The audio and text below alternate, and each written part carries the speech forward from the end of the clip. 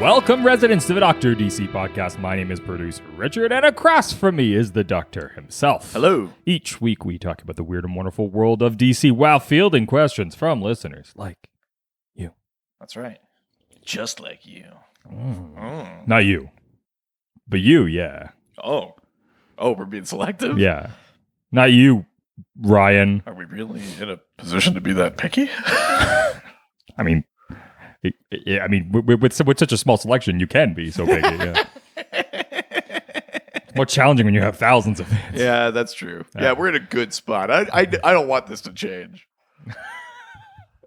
Well, speaking of being picky, we've got reviews. Yay! We got a review, a 5-star review, number 76. This is our 76th 5-star review. Heading towards 100. We're doing it.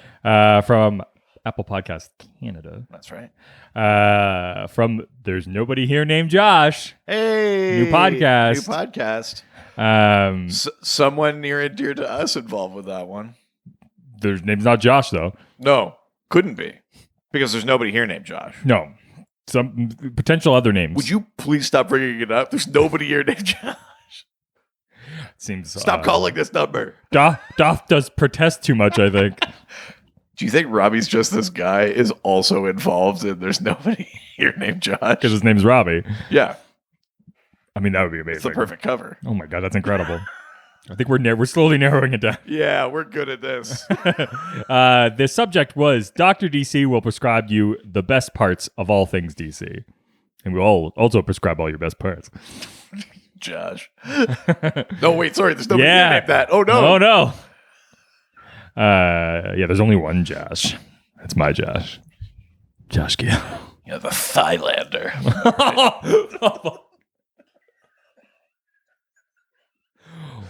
Wow. It feels like you had that one like cocked and ready. Like I didn't, but it does sound that way, doesn't it? Yeah, it really sounded like you came here. It's because my improv is strongest when I'm thirsty. And hungry too, apparently. Did you end up having steamed vegetables and chicken last night? Yeah. And I had leftover steamed vegetables and chicken today. Oh, wow. So are you still in a great mood?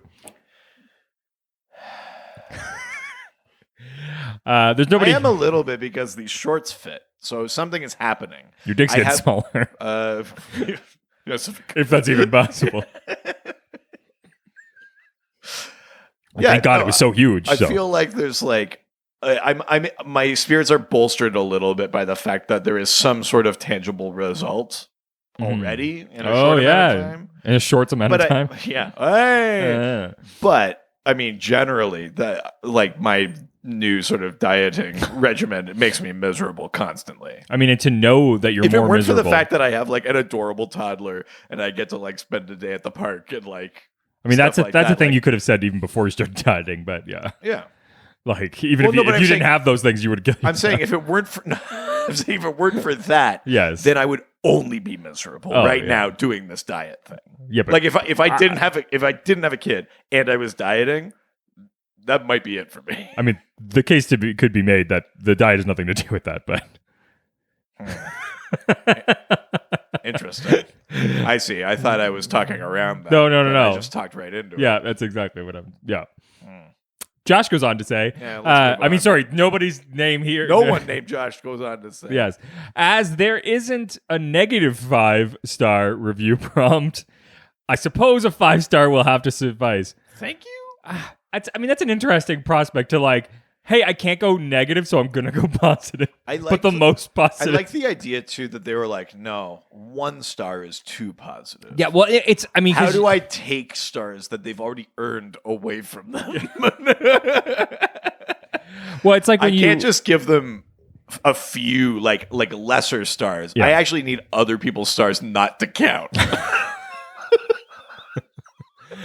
Well, I mean, you would think that it would be like when you have a bad waitress. Instead of not tipping them, you tip them just a penny. Well, but they gave us like the actual tip it should have been. What they're suggesting is that they went to a restaurant and instead of tipping, they actually paid less than what the bill was. They actually they took the money from they wanted to take the money from someone next to that they had left to pay the bill and took that with them. And then still didn't pay their full bill. Yeah. But seriously, these guys know the subject matter really well. They encourage questions on each week's subject matter. So if you're new to comics or just don't know a certain character or storyline, you'll be able to find out all you want to know. Minus 5 thumbs up, which I guess are thumbs down. But thumbs down in the negative world? Well, because that's the thing. Minus 5 thumbs up isn't necessarily a thumbs down. Me am get good review? That's just taking things away. That's not necessarily seeing something bad. You just don't want us to have the success we've already achieved. You're much like my parents. Oh, my God. Parents listen? They know what we've achieved? No. God, no. I just mean other achievements in my life. Oh, sure. This doesn't count as an achievement. They don't even know about me. Yeah, no. God, no. Yeah, this doesn't make it as an achievement at all. We got a significant amount of news today. All right, let's do it. Ava DuVernay confirms All Widow for New Gods movie. Sorry, confirms. All Widow. Oh, All Widow. We're getting like Deep Lore Kirby stuff. While All Widow certainly isn't a marquee name like Orion, Light Ray, Mr. Miracle, or the other well-known New Gods, she did have a role in Jack Kirby's original series. She was known as the Queen of the Bugs. Oh, that's right. An ally of the heroes in their battle. We're definitely getting that like sort of tiered thing, right? 'Cause Yeah. we talked about the New Gods live on Supertown. They actually like. Won't you take me to Supertown? It's like a floating city that goes above New Genesis. The bugs are the ones that like live on the Yeah, surface, yeah. right? We got that like tiered society. So All Widow's going to be in there. Mm-hmm. Interesting. Which means, yeah, we're getting that sort of. You're going to get the floating city. You're going to get you're going to get the rich and the poor. I mean, more than anything, who knows what the version will be or what the take will be? But for sure. This certainly shows what the influence or what the reference materials are, right? But that means we're probably getting the Forager. I mean, possibly, or at least a reference or something. Yeah. You know, like one of those things where it's like maybe the events involve the bugs and it's something that spurs Forager on, or it could be like a thing for a sequel. Or I mean, it's interesting to know that we're sort of opening the world up that way. I would hope that then likewise we would see some of like the lowlies on Apocalypse and that. I mean, if the movie is, as at one time they said it would be, really centered on Mr. Miracle and Big Barda, you almost have to show the lowlies. Yeah. But yeah. Yeah, if you're going to show a queen, you have to show who the subjects, right? So, well, the lowlies are on the other planet. The lowlies are like the poor class on Apocalypse. Oh, okay, yeah. And then the bugs are like the poor class on Genesis. Yeah, okay, yeah. It's part of that thing where like that we talked about, where even though there's like a good world and a bad world, there's still like there's good people that live on Apocalypse. And it's sort of like a bad system that they have under Genesis. Yeah. Like there's like it's kind of gray. Yeah. So, very cool. Love that. I'm stoked. I mean, that does unfortunately mean that she's still writing, which means that we're probably pretty far away from getting the movie. Oh, yeah. I mean, and frankly, with the, like developments, like even the things that say when they're going to start filming sometime in 2021, like if there's another wave or something, like who knows? Yeah, it does look like a lot of movies that were filming outside of North America are going to be starting this summer, because seems to be they're opening up like Italy and New Zealand and things like that for filming in July. So a lot of stuff could potentially go. Basically, as long as there's not another crushing wave, it means some stuff can start up again. Yeah, which is great. I think that, I mean, for like, we're definitely not getting like a stream of indies probably, but we're gonna get some of the bigger movies, especially ones that are filmed overseas. So it's not like we're not like, because I mean that's a big concern is like for television, especially like it's potentially just like not going to get a bunch of TV that should be. Well, I mean, already the CW. I don't know if this was. Well, I mean, why don't we go into it? Which is DC's Universe Swamp Thing is coming to the CW. So that to fill some of the fall lineup, CW has picked up season 1 to air, because CW is saying they're going to push all of their Arrowverse shows basically to start mid-season the way Legends does. So Flash, Supergirl, Batwoman, all of them are going to start, Superman and Lois, all of them are going to start mid-season, like in January, the way the Legends does, which means they don't have a superhero fall lineup, which is why they have basically paid to rerun Swamp Thing. And then there was some like, because you can't do anything without it like spurring the speculation. Someone has said it doesn't 100% rule out that if that goes well for CW airing Swamp Thing, that they might consider saving it and giving it a second season. I mean, that's literally the furthest thing I can say from it's going to happen.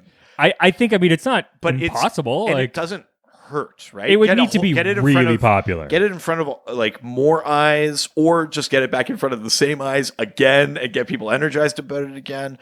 Who knows? Could be good for that show. But Swamp Thing will be airing on CW during the fall, partly because they don't have anything else superhero-y going on in the fall. I mean, that's not the first place that's filmed that has aired Swamp Thing outside of the DC universe, because like I watched it on TV in Canada. Yeah, I think it ended up on Space or what I used think to be Space, the CTV Sci-Fi or something like that. Yeah. I mean Sci-Fi or whatever now it is. Yeah, whatever they call it. Yeah, because it's like SYFY now. Oh no, Sci-Fi is its own station. Oh, and then okay. There's also CTV Sci-Fi. Oh yeah. Which has where in Canada that's where it like Picard aired and stuff like that. So anyways, Swamp Thing aired on there. I mean, but this happens for TV shows all the time, especially when like airing in other countries. But being on CW definitely gives it a better chance that if it's wildly popular. If it came back, it could not be the same version of that show. And listen, all those Supernatural heads are going to need something to watch come fall time when there's no more Supernatural. Actually, that's not true because what? I thought they were done. Sort of. So what happened? Hold on, don't get too excited. 14 seasons at a movie? Now it's 16 seasons. Sorry, they said they were done, and now they're getting 2 more seasons. So season 15 was the last season. Okay. And the problem was because of COVID, it got cut in half, and so they split season 15 so into season 2. 16 would half. Right. It would have been the end of season 15. But because of COVID, my God, they couldn't. You just can't kill this show. It's amazing. Well, it's the show that won't die. I mean, a lot of this can come up like when we eventually do our podcast about this. For the record, for those keeping track at home, I'm into season 3 now. Oh my God, guys, he's getting up there. We really need to get these reviews in anywhere. Like 200. I know we're far from that, but like 200, we're not that far. Tattoo a review on your body and send us a picture. I don't care. Send us a picture of your body. We'll count it as there's a review. so many different podcast places that we could be doing reviews for. Anyways, and I can save this for the podcast, but one of the reasons why they've gone so long is that the person who's in charge of I think it's the president or one of the top people at CW is obsessed with Supernatural. Right. That's why they've gone as long as they have. Basically, in his head, he was just like, "You guys can go as long as you want. Like, I just want more of the show." And I like to imagine at some point that this guy, this like CW exec, is like capturing Jensen Ackles' like family, and he's like, "If you don't make 3 more seasons." Well, especially because like Jensen's just like, I want to play different roles. I need to do something else. I'm an actor. I'm not really Dean. I own a business. I own multiple businesses. I have a brewery with my family. Yeah, that's right. Jared and I have a business together. Yeah. I know way too much. Yes. But I'm excited about the idea of Swamp Thing potentially coming back. If it did, there's no way it would be the version that we got because it was just too expensive to make and store. They would have to do a variation. But they would undoubtedly at least try to mimic tone, without a doubt. I will still take. Yeah. If it's written the same way and has the same tone, I'm 100% in for it. And again, you can take the budget of a 22 episode season, put it into 10 episodes. That goes a lot further. Oh yeah. Let's not get our hopes up about this thing, but cool that another excuse to watch it again. 100%. Very, very cool. Yeah. Very, very excited about that. Well, speaking of things changing in CW, there has been talks about the crossover, but it's going to be a smaller crossover this year. Yeah. They've tried to say it was about COVID, but I don't think so. But Batwoman will cross over with Superman and Lois. We're not getting a full Arrowverse crossover. That's right. There's no Arrow anymore. Yeah. Do you know what? We are potentially getting that spinoff, this Green Arrow. That Green Arrow and the Canaries, potentially, yeah. I kind of like this as an idea, right? If you look at like what the crossovers had been, how they ramped up every year, it started with just Arrow and Flash. Yeah. Just that team up. And we've gotten to Crisis, and I know Flash is still on the air. I know Legends is still in there, but we have this new crop of shows. Yeah. It's their turn. True. It kind of makes sense to do like a version of a World's Finest thing. Yeah. With Batwoman and Superman. Get these two shows, get them to have some fun together. You know, I like it. I think it's a smart idea. I think it would have been a mistake to be like, okay, we did Crisis last year. It's true. Metal this, you know what I mean? Like, I think it would be very easy. I mean, that would be incredible, but oh my god, listen. Do you know what would? Oh, no, I can't. No. Suffice it to say, I like this idea. Not to say to completely just do the formula over again, but at least for this year, let's tone it down. Let's give fewer characters more time to shine. You know, really build them up, get people on board, and then we can always come back to something bigger another time. Well, yeah, I mean, I'm 100% there. Or, you know, I mean, I know this year that's not what they're talking about, but like maybe a couple of separate crossovers.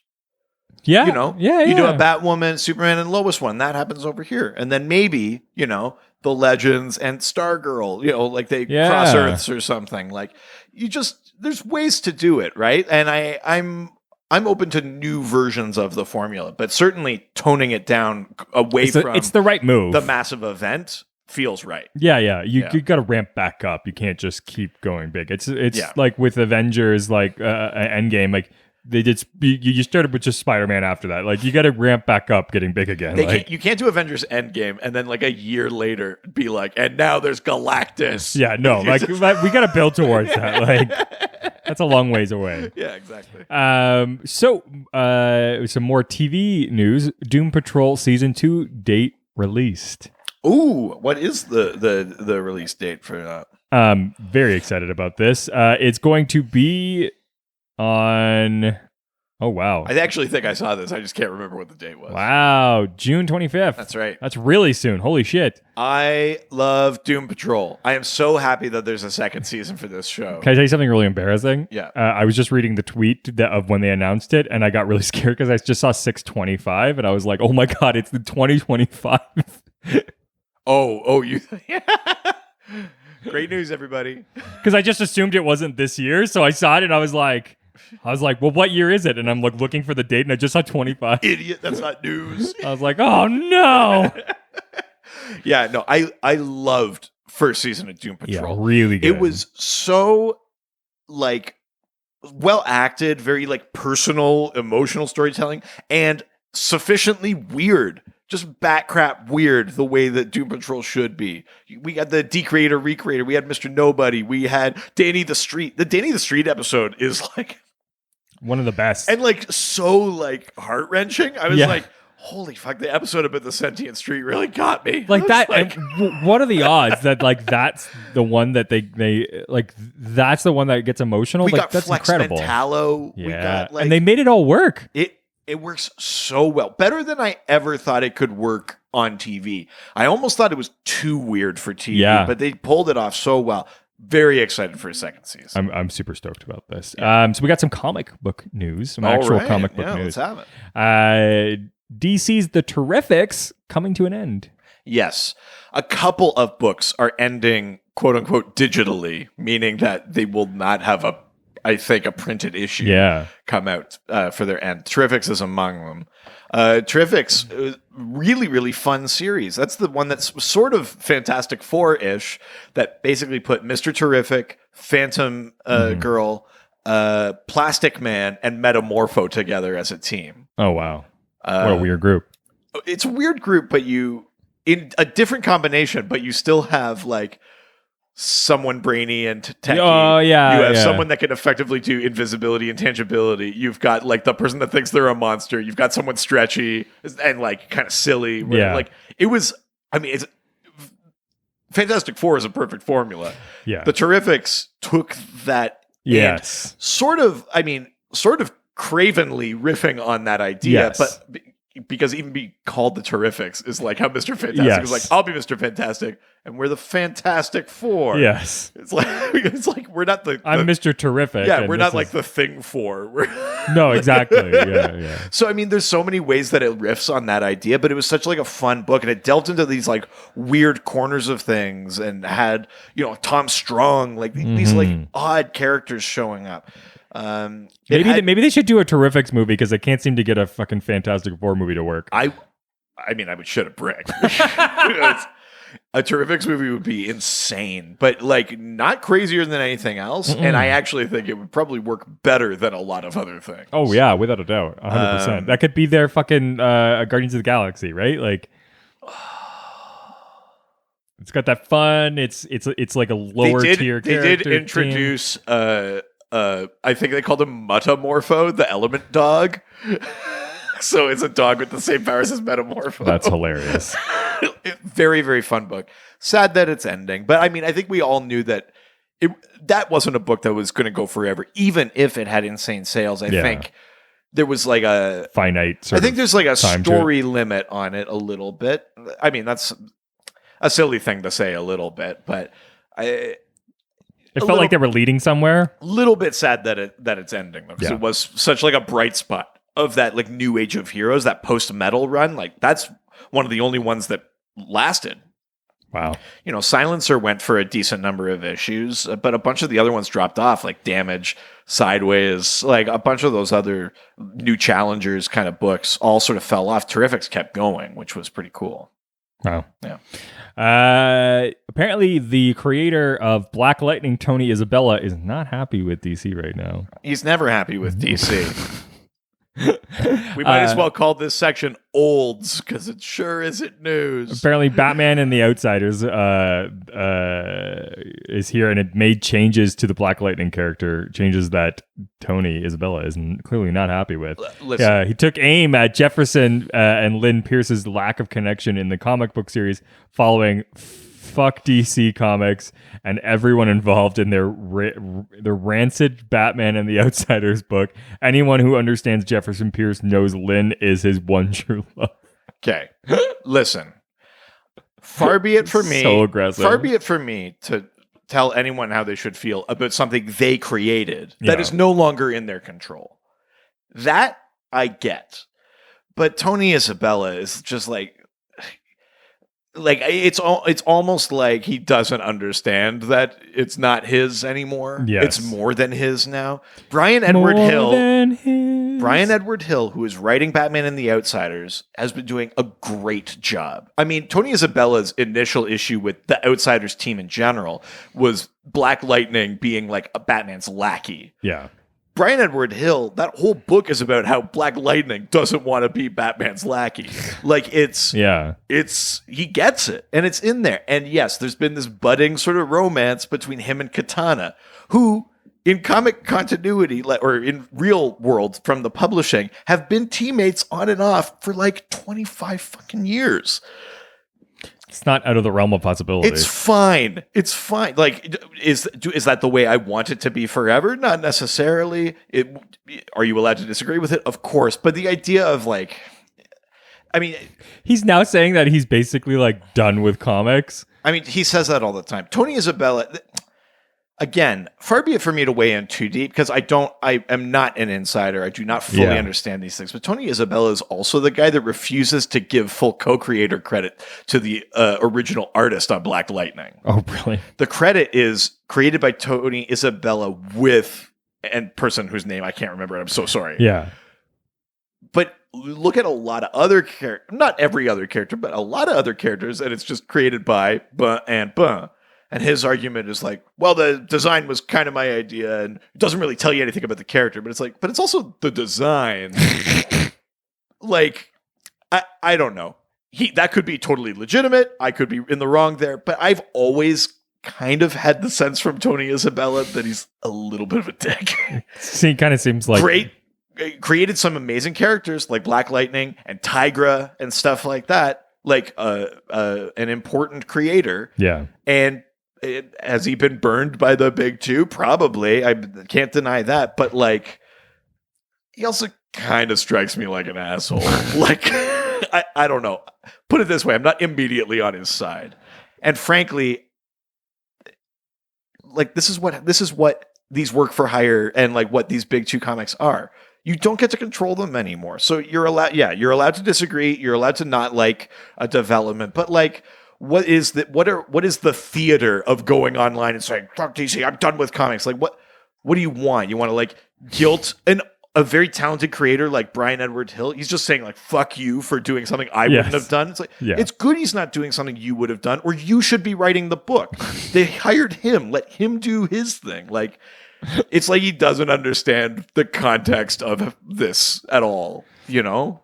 It's gone beyond him disagreeing, and now it's like the theater of indignance and stuff like that, and like that's the bit where it's like, all right, Tony, why don't we just like slow your roll here? It's like if you were not okay with losing control, then shouldn't have made a comic book inside of a big company. I mean, that's a tough argument too, because comic creators don't make a ton of money, right? He was offered a gig. Why would you say no? Of course, all these sort of things, but it's like you have to. It's this just blanket, like, fuck all of you. You don't understand. It's like, maybe we understand better because it's not the 70s anymore. Yeah. Maybe like after 40 years, the character needs a new something. Every other character has had it, for good or ill, right? Yeah. Characters have high points and bad points and changes made, and sometimes they're great and they stick, and sometimes they suck and we forget them. Why not let history decide what this is? Right? Well, yeah. He's turning into a bit of a Rob Liefeld of himself, I guess is what I'm saying. Yeah, totally. Yeah. And the final piece of news, Gold Lantern coming to the Legion of Superheroes. Yeah, this has been teased basically since the start of this series, but a couple of the Legionnaires will be, one is Gold Lantern, one is a new Dr. Fate in the 31st century. Dr. Fate? One is Monster Boy.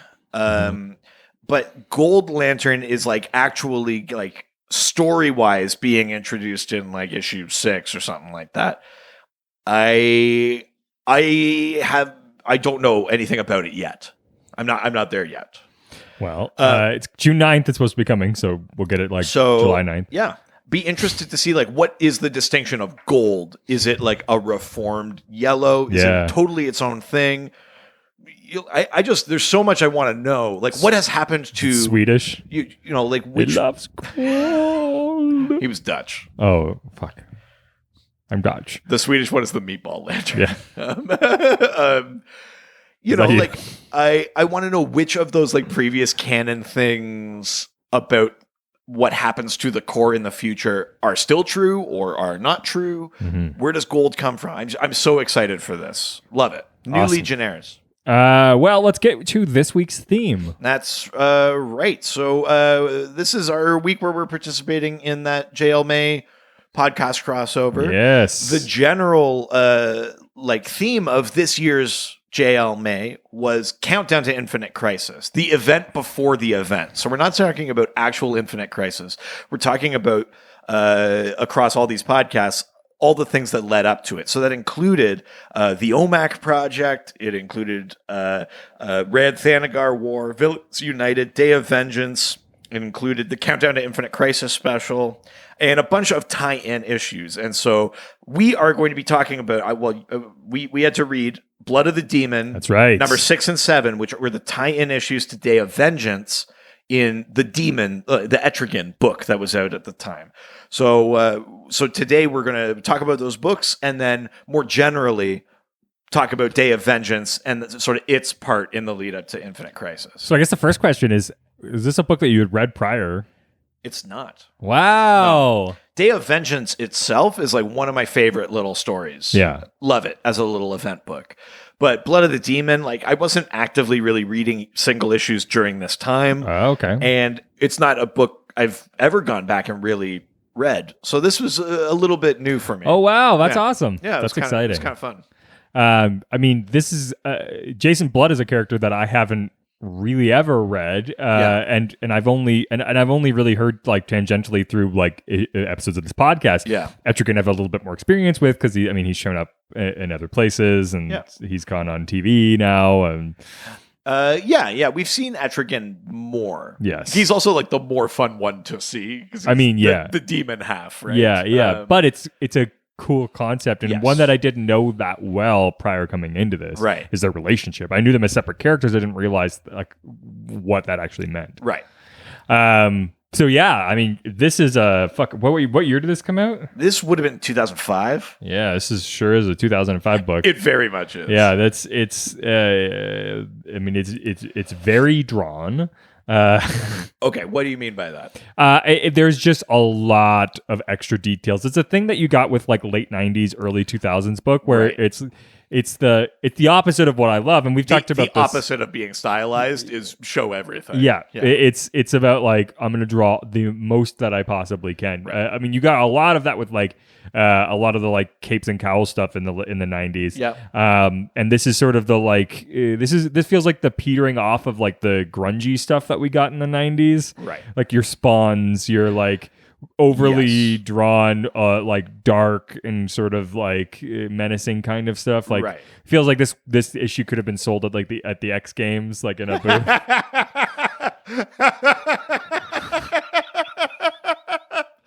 Okay. This issue wasn't taking it. Like I really like that. these two issues like don't really like their stepdad. Yeah. Yeah. Like they've got a lot to say and they want to see blood and like Yeah. and it was yeah Wah! yeah yeah that's Yeah. perfect. Yeah, exactly. That's a lot of what I got from this. Sure. It sure loves to talk about what's happening rather than just like there's no subtlety in this book. I will say before we kind of go into just like what is happening in these books. Yeah. I feel you remember last year in JL May and we read the 2 Booster Gold tie-in issues to Blackest Night, and you said this feels like someone was saying Blackest Night is happening. How can you make your book work? Yes. That's exactly how I feel about Blood of the Demon 6 and 7. The only thing it did for me is it made me realize, like, oh yeah, you don't really see Etrigan during Day of Vengeance. And then I was like, I guess that's why. But like, this feels like such a tangent. Yeah. With the exception of a couple of specific scenes, you would never know Day of Vengeance was happening. No, For a quote unquote tie-in issue, you would never know. I didn't really get anything, and especially because I didn't know Day of Vengeance, I Sure. really had no idea. It just felt like this. It was one of those things. I mean, obviously it's number 6 and 7, so we are coming in on a story. But there's a lot of jumping around that happens with this. Yes, a lot. In a really jarring sort of way. In ways that where I had to go back and I was like, was did there a page missing? I thought I missed a page. I'd say about 5 times. Yeah. Reading both of these issues because maybe it's breaking some of those things that you just consider to be modern conventions where it's like if you're finishing a sentence at the bottom right panel of one page, you leave a ... and you put one little caption box on the next page that finishes that sentence, and then we know that we're flowing. Moving. And this doesn't do that, so you just flip the page and you're just somewhere else and someone else is having a different conversation. And I was like, oh fuck, did I miss something? Yeah. We read this digitally, so there's the thing- no one there's- ripped a page. There shouldn't be one way to tell a story, but I guess it just proves how used to that convention I am, that when it wasn't used, I was like, something's wrong. Well, for me, I mean, that's not even something that I'm necessarily used to because I mean, like, I don't read that often. Right, It just doesn't flow well. I think like that. It's really this book is really clunky. And these 2 issues could easily be one issue. Yes. If it weren't for the fact that they were clearly mandated to like tie in, yes, easily be one issue. So let's jump in a little bit. Let's do it, yeah. So the book opens up with Etrigan is fighting a dragon. Very cool. Yeah, awesome. I was like, yeah, that's the shit I'm here for in an Etrigan book. It feels very like like Thor. Like Thor Ragnarok. Yeah. Where at the beginning he's like fighting this big creature. Yeah, he's like throwing fun quips away and like things it's like true. that. Like I liked that part of it. I definitely liked the idea where he was just like, you keep getting bigger and so does your hunger. I'll feed you with the hellfire. Yeah. I'm like, it's so cheesy, but I kind of loved it. Yeah, I mean, we make fun of that sort of thing sometimes on this show. Like That's like it's the Yeah. Jack Stonewall thing. Where it's like eat lead, dirtbag. Yeah, It's yeah. like, but it kind of has that energy. But it's But also like it- the reason we riff on that is like because it's sort of fun. It's fun. Like- It's also like it's a demon fighting a dragon. Like when other time could you use this? it is not the place for realism. No. Yeah. That is the time to have quips and stuff. It's a demon fighting a dragon and then fucking Merlin shows up. Like it's the time to be silly a little exactly. bit. Completely agree. And the book kind of gets it, but then doesn't let go of it. Yes. So basically, Merlin just shows up and is just like, you're out of here, buddy. You got to go turn into Jason Blood. Right.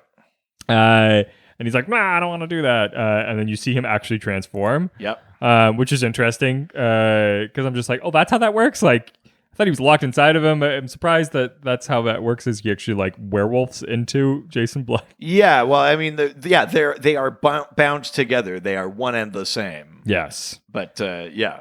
So you basically, and then you jump into, oh God, what is actually happening here? Because it's like, there's just a line with my wife. So there are some supporting characters in here that because I wasn't reading Blood of the Demon, I'm No not idea. 100% sure No. who they are or why they're important. And frankly, for this story, they are only important for pieces of exposition or to do things that Jason cannot because of plot contrivances. Yes. So, yeah, all I know is that I should be home. Steady, yeah. Just some character talking about his wife, and I don't really know why. There's definitely a person in here who's like your outsider, not used to magic, is sort of being like really thrown in the deep end of like how this shit works. That there are like there's magic and dimensions and hell and Yes. like there's a person that's like one insane thing Yes. at a time, please. Yes. So Jason gets back home. Oh, so that was Jason talking, and he gets back, and apparently he's got a child. That was just born. Yeah. So he just and it looks like it's very old timey Camelot-y times. Yeah. Which is where Jason is from. Yes. And you get the beginning of the story, the gathering storm. Yeah. So we're seeing a little bit of like the demons, like Etrigan's origin story in this book. We get the Camelot times and it's sort of, if I'm not mistaken, it's Jason narrating and sort of explaining stuff. How Morgan Le Fay's army is fighting Camelot. Yes. And how Merlin wrests the Etrigan from her control and binds him to Jason and says, he basically goes, and now you're all caught up. Like, that's how I got to where I am now. But then we smash cut to the future in Gotham. And Jason's hanging out with this dude with like a head wrapping. Yep. Who's that guy? No idea. And he's there, but with a character that we do know, a detective. This is a character that's been on other things. Is it? Who's our detective? Oh God, they say her name in like the next page. But yes, I mean, that detective is our person who's like one insane thing at a time, please. Yeah, she's like a main character on DC character. Because it's not Montoya. No, it's somebody though famous. Kincaid. Oh yes, yeah. Sorry, yeah. I was like, I know that this is actually somebody. Yes, we do get Kincaid. Yeah. So Kincaid's there because she's the one that's just like one fucking right, And so basically, yeah. So for some reason, Jason's taking off his shirt. As you do.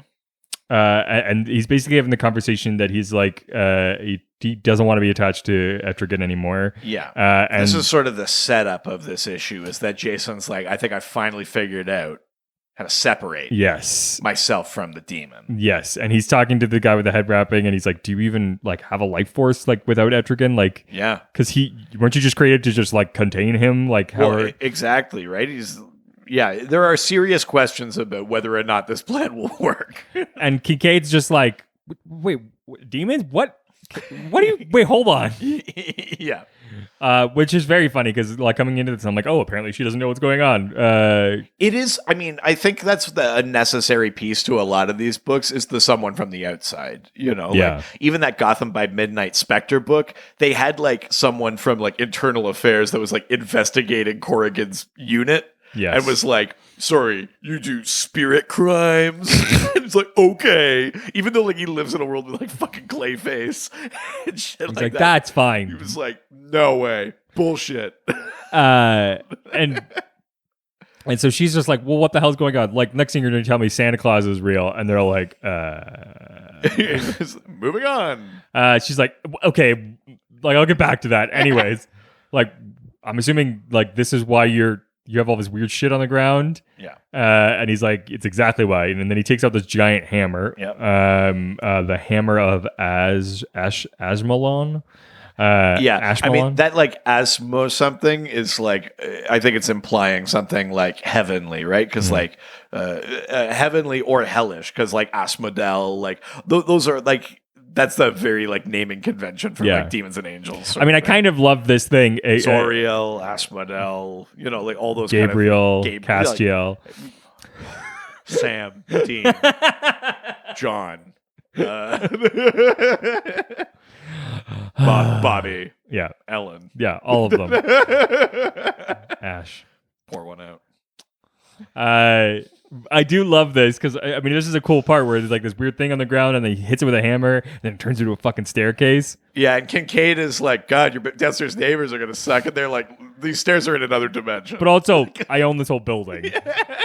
I just love that he had to put this in. Like he had a big dick on the table a little bit. He's just like, well, first of all, I own this fucking building. Yeah.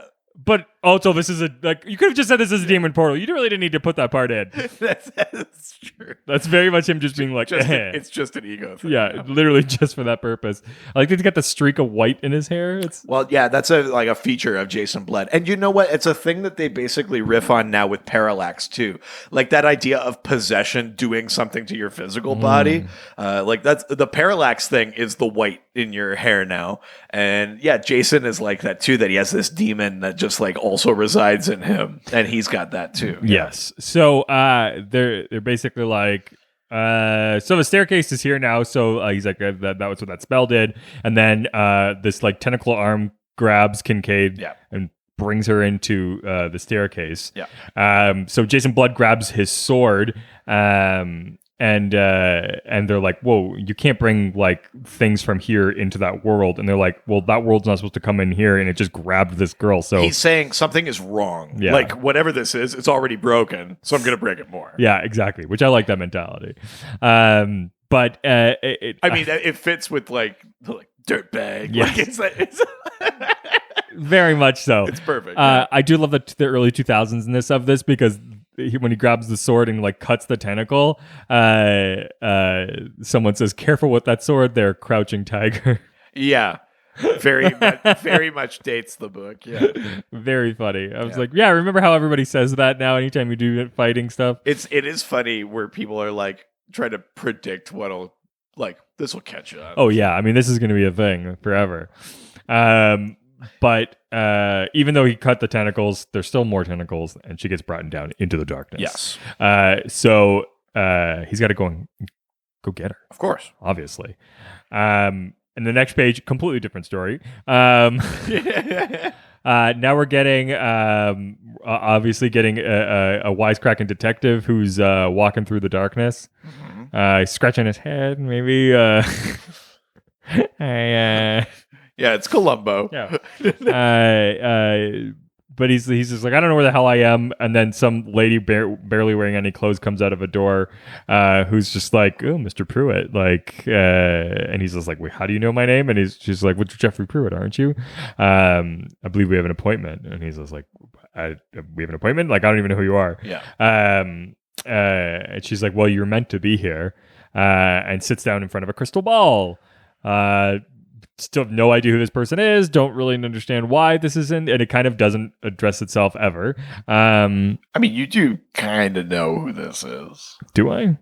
It's Madame Xanadu, isn't it? They don't say that, but it looks like her. Yeah. But also, I don't know who Jeffrey Pruitt is, though.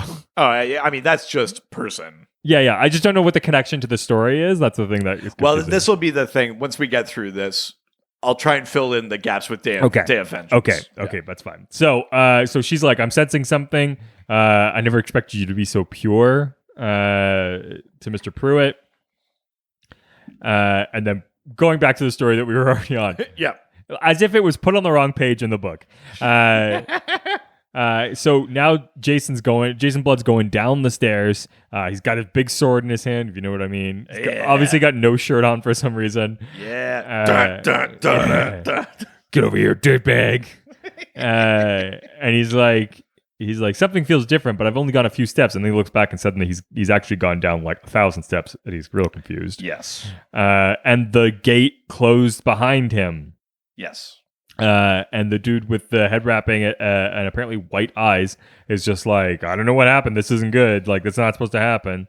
It's disturbing the magics, with a CK, which I'd never seen written before. Yeah, you usually see it written that way when you're talking about it in that sort of like chaos magic Yes. sense. Like when you're talking about like arcane forces, you'll sometimes see it written with the CK. Okay, yeah. So we go back, and then the next page, boom, away from Jason Blood.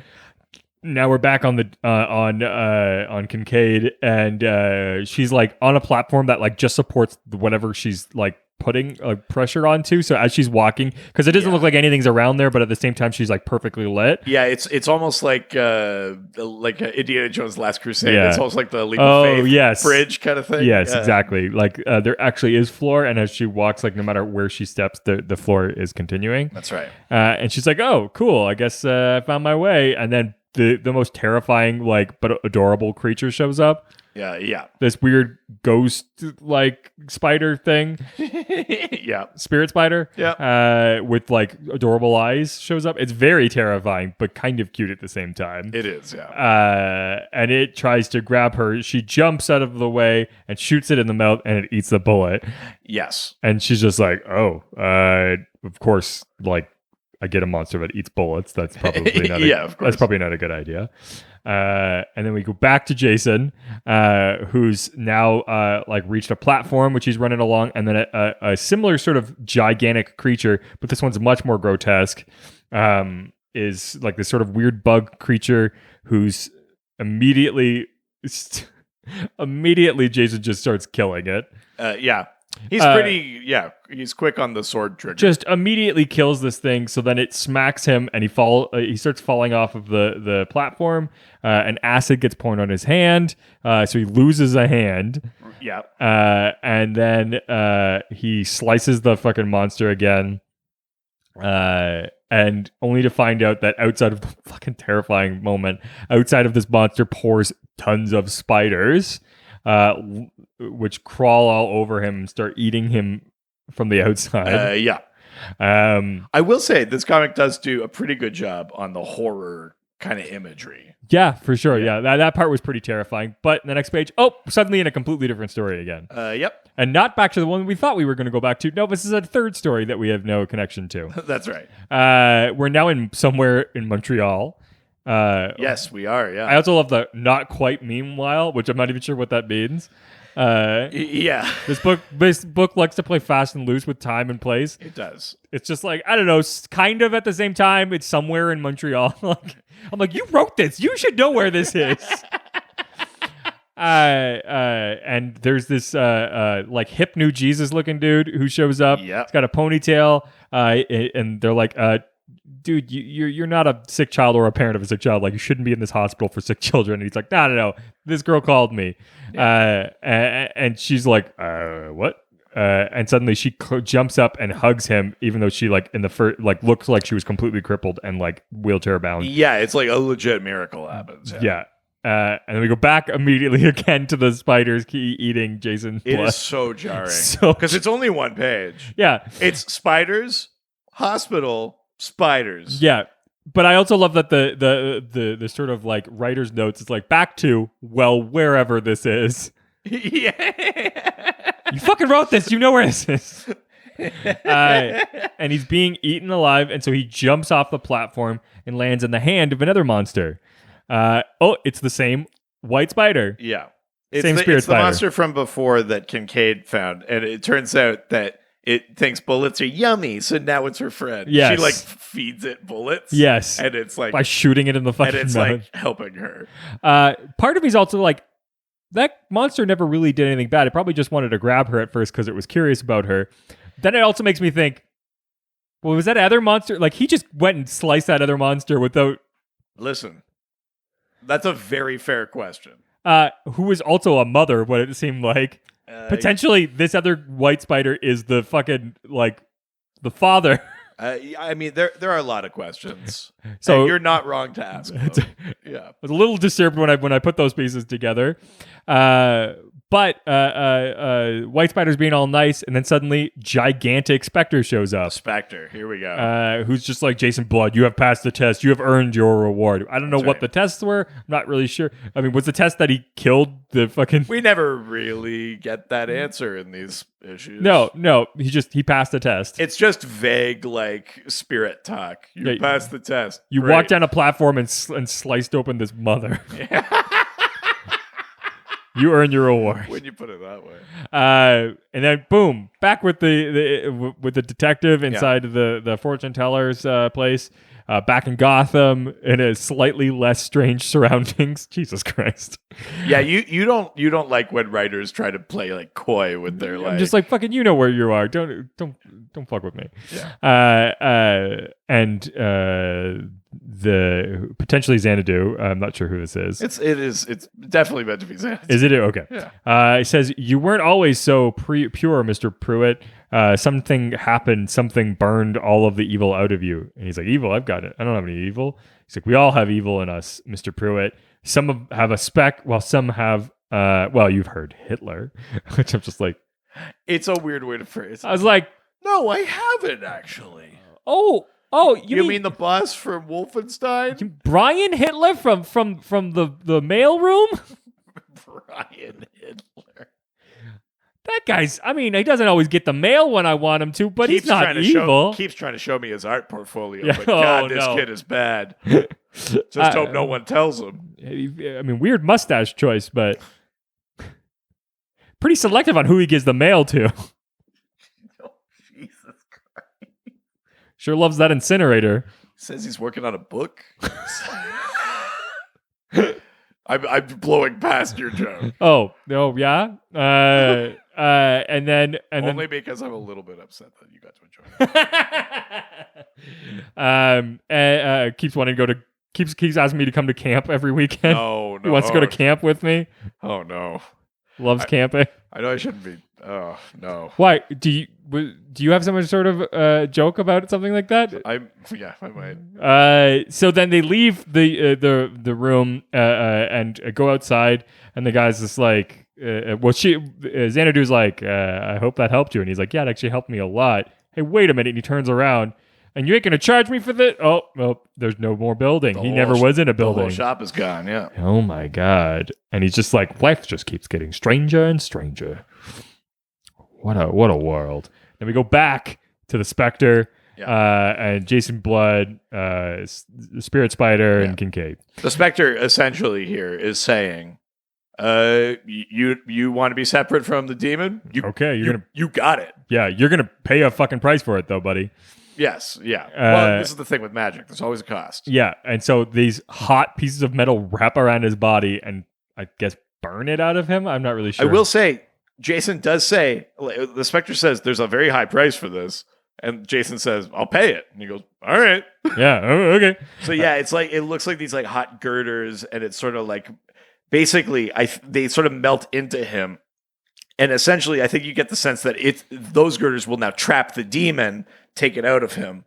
Yes. And then it's just Jason left. Yes. So they leave, and as they're leaving, suddenly Jason's getting much older, much quicker. Yeah. And this lady's because he's been alive since like the beginning of time. 500 or 600, since like Arthurian times. Yes. And Kincaid's just like, whoa, why is this guy getting so old? Is he like 100 years old? And they're like, oh, no.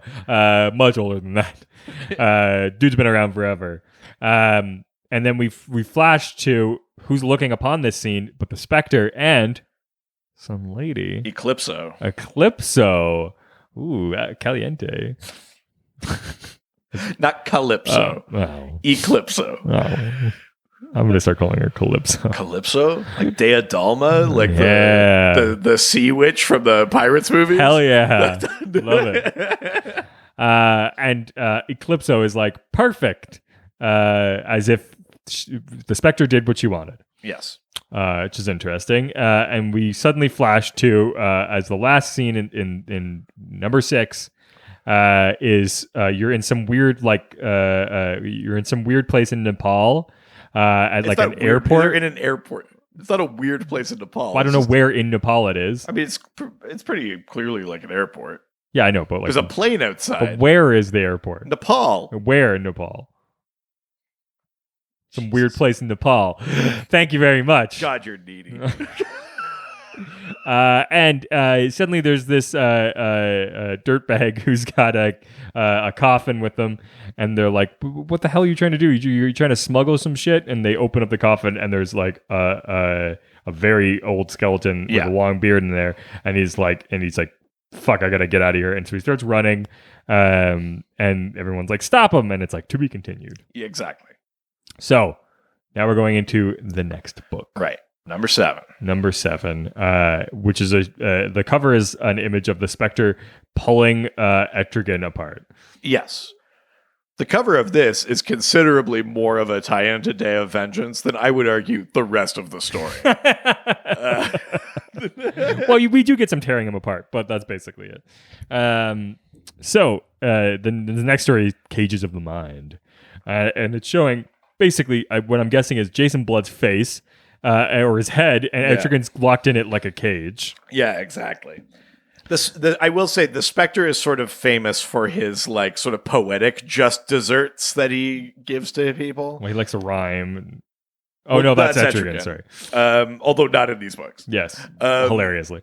So the idea of he's separated Jason Blood from Etrigan, but now he's trapped Etrigan in a Jason Blood cage is like, that's a very Spectre move. Of course. Very funny. And basically, it just shows Etrigan being real pissed off, being like, obviously talking about Hellfire, because that's all he fucking ever wants to talk about. Yep. And he's like, "Free me, damn you. I'll hurt you, and you're not going to like it." Yeah. And now we go back to Eclipso and the Spectre, and they're basically he's now in their realm, hanging from this Jason Blood head cage. Yeah. And Eclipso's basically like, this is what you get. Like Eclipso's like, "Oh, honey, you think you can hurt us?" Yeah. Like, you're a small fry. You look how tiny you are, just physically. Yeah. Like there's nothing you can do. Yeah. They essentially tell Etrigan, it's like, "Do you think you're a powerful demon?" Yeah, because you're adorable. You're not at all. No. Not compared to us. Yeah, no. I mean, just look at you. You can't even get out of this cage. Basically, then we immediately go back to the story with Jason Blood, as he's sort of like slowly decaying. They're sort of going over what they had already talked about, what had happened in the previous issue, classic comic book thing. Yeah, just the recap sort of stuff. For sure. So and then the next page is that guy who had the coffin. Suddenly he's in Gotham. Yeah. Is getting out of what looks like a bus, but it can't be a bus. What is it? It does that? sort of look it's an like RV, a bus, I think. But I think it's like, I think it's meant to be like an RV. An RV. And he's trying to get the bellman to either let him in or tell Jason Blood that he's there, or like get him on the phone. And he's getting bounced hardcore. This guy really likes his job. This security guard's good at his job. Yeah. Although in Gotham, I think you gotta be. Oh yeah. You can't just be like, "Oh, I've got a package for someone," and be like, "All right, Riddler." But I do wonder if this guy's got like superpowers, because at one point he basically is just like, "I told you to fuck off," and he like knocks the guy and he like flies into his RV and hits the ground, and I was just like, whoa, hold on. Yeah. But they don't address it, so I don't think he has powers. But and while he's trying to argue his way in, like the guys are in the these two other guys are like unloading the coffin just like into the street. Yeah, they're like, well, I mean, fucking, this is what we're doing. You paid to get here. Like, yeah, you're right. Yeah, he does. He like knocks him back like conservatively 10 feet. Yeah. Like without losing any height, like literally just like boom, 10 feet. Like he could have gone maybe 30 feet. Who knows? It's true. Just an RV got hit first. So next page. Now we're in Montreal. Another jarring smash cut. Yes. With Hip Jesus, who's on a morning talk show. Yeah. wearing his like best in English, yes. in Montreal, which Yes. is adorable. Wearing his like 80s like white suit. And basically is just saying like people are like, hey, you fucking saved that girl. Yeah. Like that's pretty cool. How? Yeah, how? And he's just like, you know, people, and I got energy, and like, you know, people empower me in connection. Whatever, doesn't really matter. And they go to like a classic Sally Jesse Raphael. They go to the audience for some questions. Someone starts asking a question, then some other maniac stands up And starts shooting. draws a gun, starts shooting. Jarring smash cut. Yeah. Another jarring smash cut. No, this is. I think it's still the same story. Well, it's the same story, but jarring smash cut to hospital later, Montreal. Yeah. Not like who got shot, what was shot. No, they're not going to show us that. But I do love that the way that you know it's the same story is they just say soon. It's not like later or like soon after. It's just soon. Soon is a thing that they'll use in comics from time to time. Yeah. Like soon from when I'm reading it. Like soon. Good. And they're basically just like, oh my God, this guy shot everybody. That's really bad. I guess the guy died because he got shot to death. And then what's this? Nope, Jesus he is just alive. pops his head from around the corner like a hey, you sexy cats and kittens, I'm still alive. Like a 90s sitcom neighbor. Yeah. Did you say Joshua? It's Josh. Zoinkies. Shows up with the bright and shiny light of God behind him, and he's like, "Don't worry, Big J's here for you." Very biblical name too. It's Joshua. Yeah, obviously. Ben smash cut Gotham. Yeah, smash cut back to old Jason, like slowly dying in a chair. Late. Later. Well, not later, just late. Soon. To burn the midnight oil. What is that even? What? Sorry? It's in the next frame. It says to burn the it says late and then to burn the midnight oil. Yeah, burning the midnight oil is staying up late. Yeah, but that's a thing that like when somebody's working late, that's when they're burning the midnight oil. Yeah, they're not working. They're just they're working on figuring out what's happening. I guess. It seems like a weird place to put that. I mean, of all the things to pick apart, I wouldn't have selected that. That's just one of many. So they're basically like, what the hell are we gonna do with this like dying Jason? And they're basically telling you the story about how he's been around forever and like he's not 100 years old. He's much older than that. Yeah, because he keeps aging. And while they're telling that story, Buddy Guy who got bounced has meanwhile been climbing up the outside of this building because he desperately needs to get there. I'm surprised he's not pulling the coffin up with him. So he's climbing up and he gets inside and they're just like, well, who the hell are you? And he's like, oh, this is my buddy, Jason Blood. It was like, this is my bro. And he's such a dirtbag. He's like, well, so you see, I was in Hong Kong filming this real classy like movie. You'd really like it. And they show a frame of like these like girls wearing basically nothing. Yeah, like he's telling a story that he like making it sound like he's James Bond, but he was like basically just like he's a dirtbag. But also this is the story that I kind of almost wish I was reading instead. Because they go on and they're basically like, he's like, then I heard these rumors about this stuff going on of things that I was waiting for a long times. Essentially, he finds the skeleton that he had in that coffin is Merlin. Yeah. So, but he goes on like an adventure to. You're right. We're just told he did this. Yeah. That is a way more interesting. Yeah, because he's like, oh, there was a bunch of us that went out for it. A real crew. We had 9 of us fucking bit it. Yeah, but it's like I feel like he's like there was a demolitions expert. Like it feels like the most interesting story ever. We were Coffins 11. Yes. They're like, suddenly it was just me. Then there was it's me, one. Danny Coffin. Yeah, the best of them all. And then I found it. After going through some trials, of course. A rites of passage, that you might say. And it's him like blindfolded, like holding lanterns, like climbing over all of these like pendulum. Yeah. Like it's so much more interesting. Yeah, you really do wish that you were reading that. Yeah, and he just completely skims right over it. There's some challenges things that I had to go through, and I'm like, yeah, like what? Like it would be like if Raiders of the Lost Ark was entirely set in Sean Connery's living room, and he was making tea. and Harrison Ford was just telling him what he did. Yeah. And he's That's just what's like, happening in this issue. Yeah, but let's get back to the story of how I made this tea. Yeah. That's the one you came here for. Yeah. No. But what he says is, that he finds that he found Merlin's skeleton, and that's the coffin that he's been dragging around this whole time. Yeah. And they basically decide that that's the key to saving Jason, because Merlin's magic is what bound him to Etrigan in the first place. So they're like, there must be an arcane ritual we could use with this. Well, because they found that he's holding this scroll of magic. So they open it up and smash cut. Back to demon dimension. Yeah, and he's real cranky. Yeah, Etrigan sort of busts out of this fleshy Jason real gross blood cage. Again, the horror imagery in this is very strong. Even though they say thonk when he hits the ground. And basically, like, he has a non-fight with Spectre and Eclipso again. Because he goes after, like, Eclipso's ankle, and then Spectre's just like, you little fucking rascal, get over here. Like, yeah. It's very much like he's out of his league here. 100%. Eclipso even says he's the funniest thing I've seen in ages. Poor Etrigan. You still don't get it, do you? Like, they're just being so patronizing with him. Just like, so they start bouncing him around.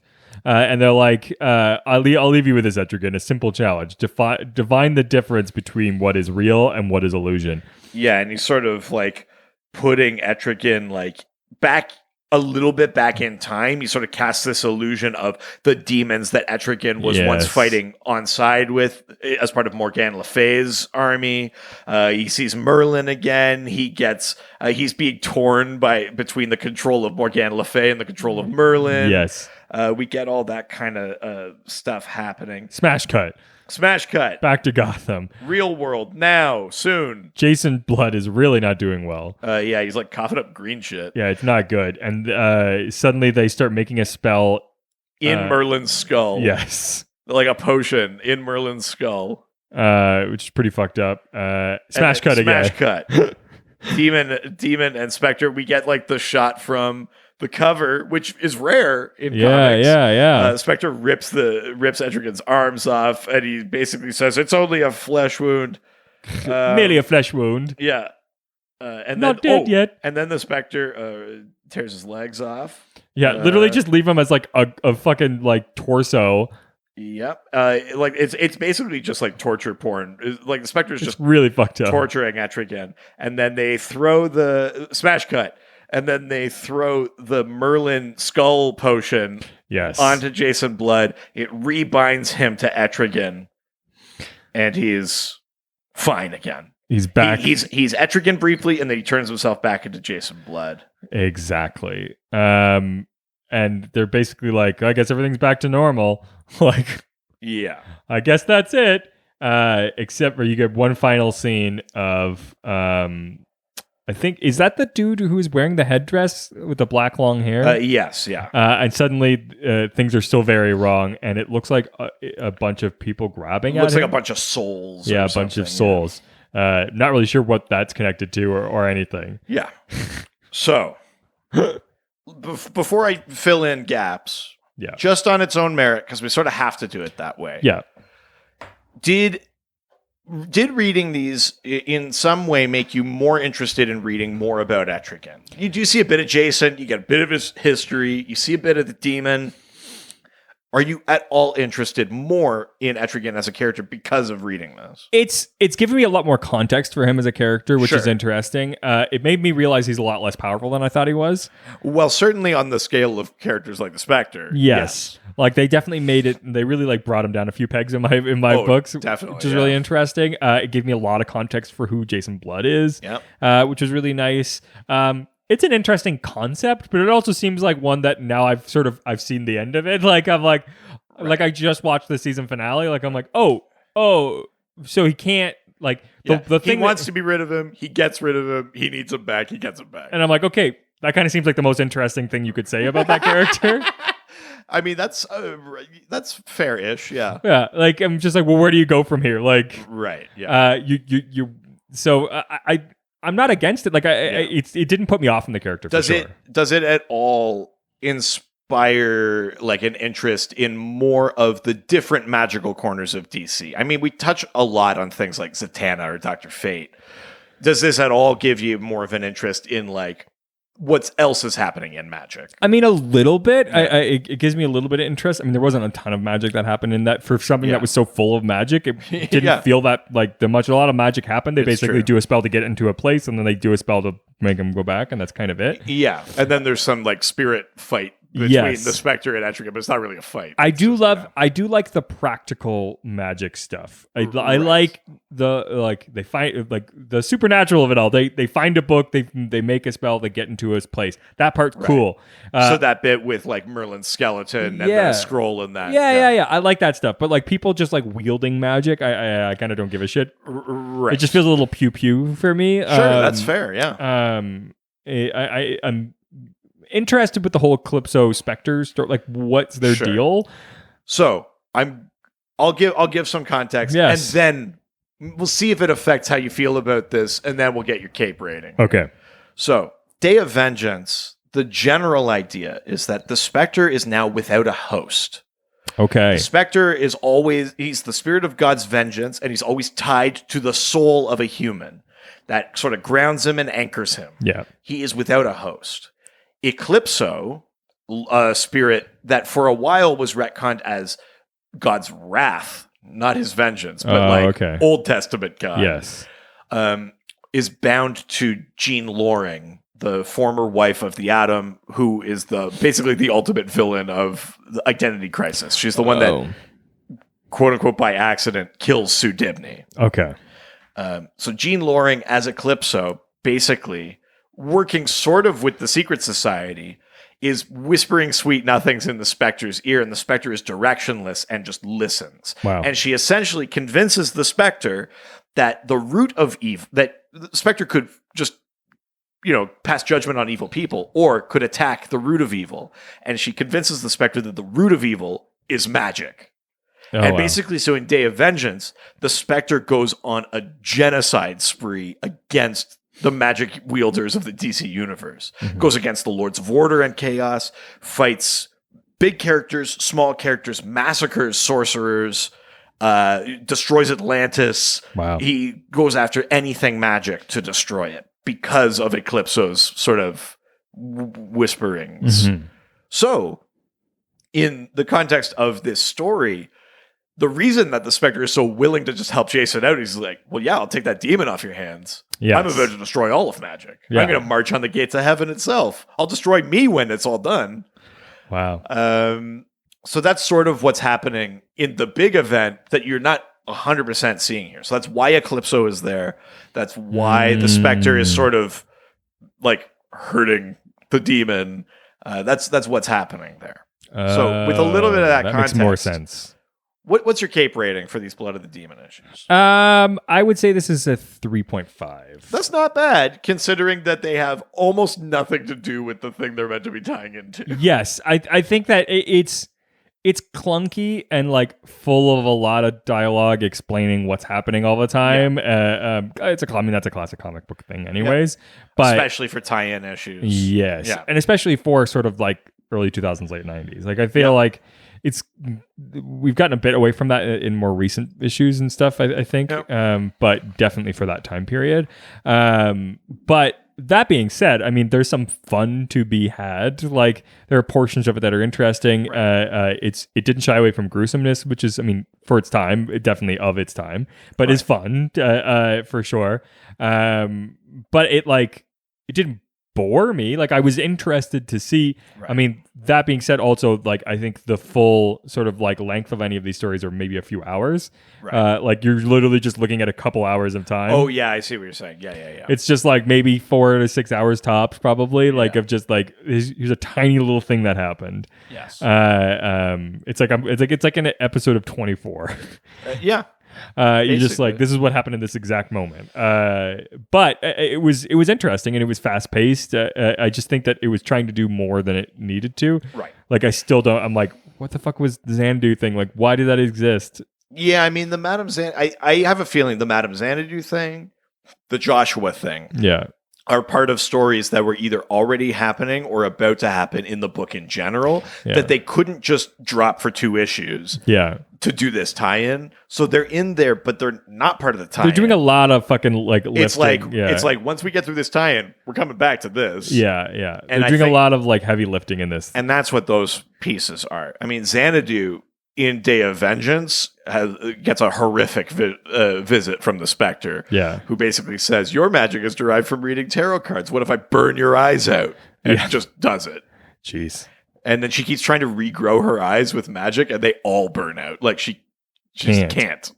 Yikes. Because the Spectre's power is so immense. It's a thing that happens in Supernatural. But anyways, I love it now because it's like, now you're anticipating it. I really want to know what happened with that Joshua thing. I think that's interesting. Yeah, well, I mean, you would literally have to keep reading Blood of the Demon. Yeah, I'm okay. But yeah, I'm glad it gives me more context for this character. I understand them a bit more. I think that there's value in it for me, for sure. Yeah. And it was okay. It was just a clunky book that was trying to do too much. I think that it was, and that's just was a victim of its own circumstances. It's classic tie-in. It was the same sort of stuff that we said last year with those Booster Gold issues. Totally. Not necessarily bad story or bad books, but just like if it weren't for the event, this would never have happened this way. Exactly. Yeah. Well, this has been in one book, right? Like, that's the thing.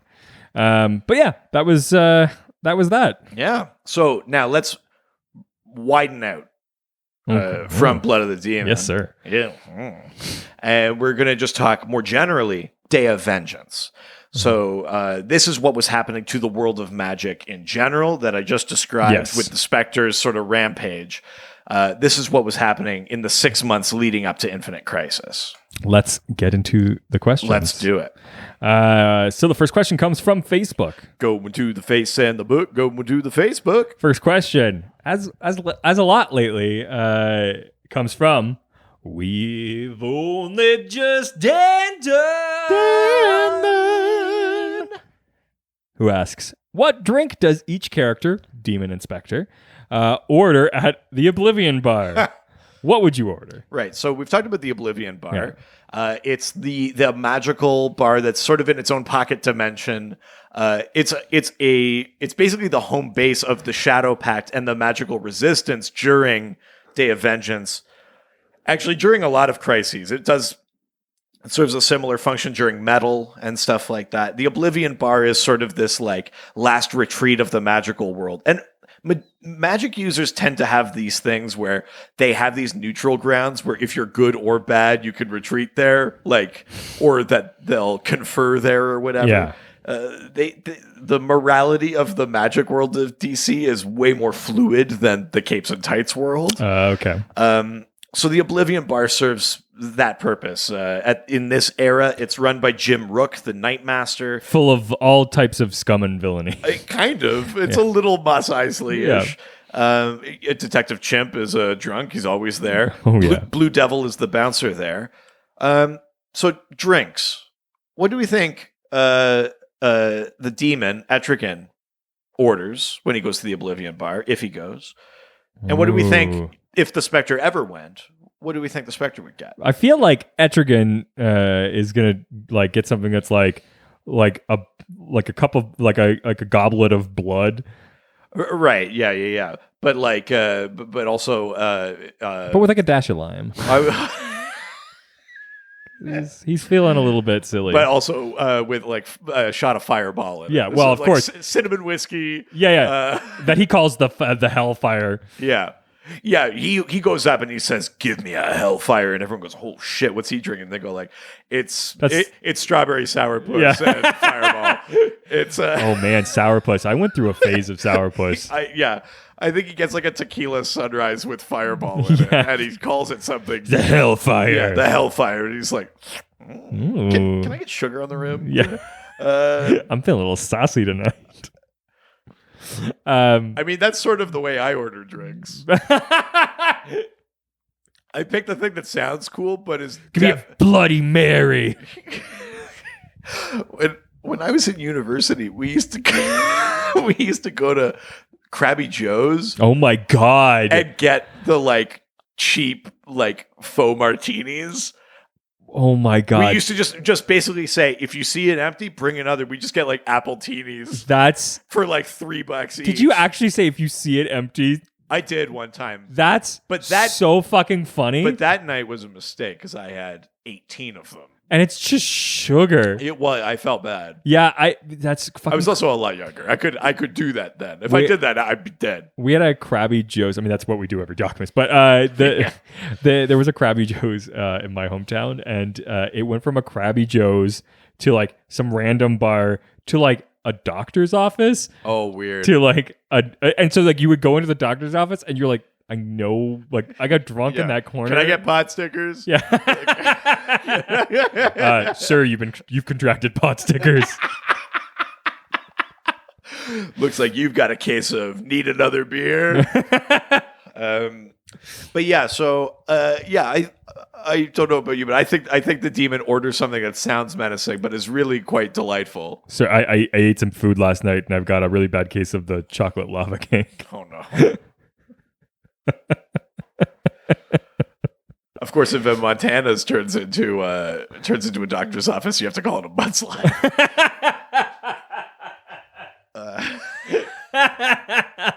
Oh no. So what would Spectre order? I mean, like water, club soda, essence of spirit. He's God's vengeance. If you're supposed to consider things biblically, like that it's a sin or whatever, that he's got to be doing something milquetoast. He's getting orange juice. He's Worf. He's getting prune juice. He's no pulp. Yeah, that's too exciting. Yeah, pulp is the devil's orange juice. So, what do you order? What do I order? Yeah.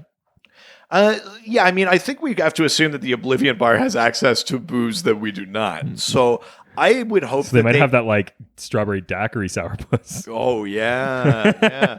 No, I would hope that they'd have like. I know this is a Marvel reference, but like, I hope they'd have some of that like shit that Thor gives the old guys at that Avengers party. Yeah. Like this was in a cask in Asgard for 1,000 years, or like something like that. Like, we found this on Olympus. It's supposed to be a great vintage of wine, and then you just like. I think I want like just a magical variant of things I already like wine or gin and tonics. But they'd be like, from a planet. Did you know that this gin contains the tears of leprechauns? And I'd be like, great. Like, I think there'd be like some shit like that I would get. That's really funny. I'm basically just like subbing out an ingredient for a fancier, more magical version. I want to ask for Romulan ale. Right. Like if they could magically conjure something from a fictional world. Yeah. Exactly. Yeah. Interesting. All right, let's go to the next question, which means we're leaving Facebook and heading on over to Twitter. Twitter. Yeah. We should do an alcohol episode of For the Double one day. I mean, we can't anymore. Neither of us are drinking. We don't have to drink it. We can just talk about it. Yeah, I think that's worse. Oh, reminisce. Yeah. Memories. Oh my God.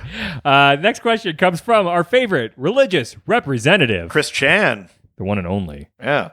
Does the Spectre answer to Chris Chan? Well, that's interesting. I don't think, the Spectre's above Chris Chan.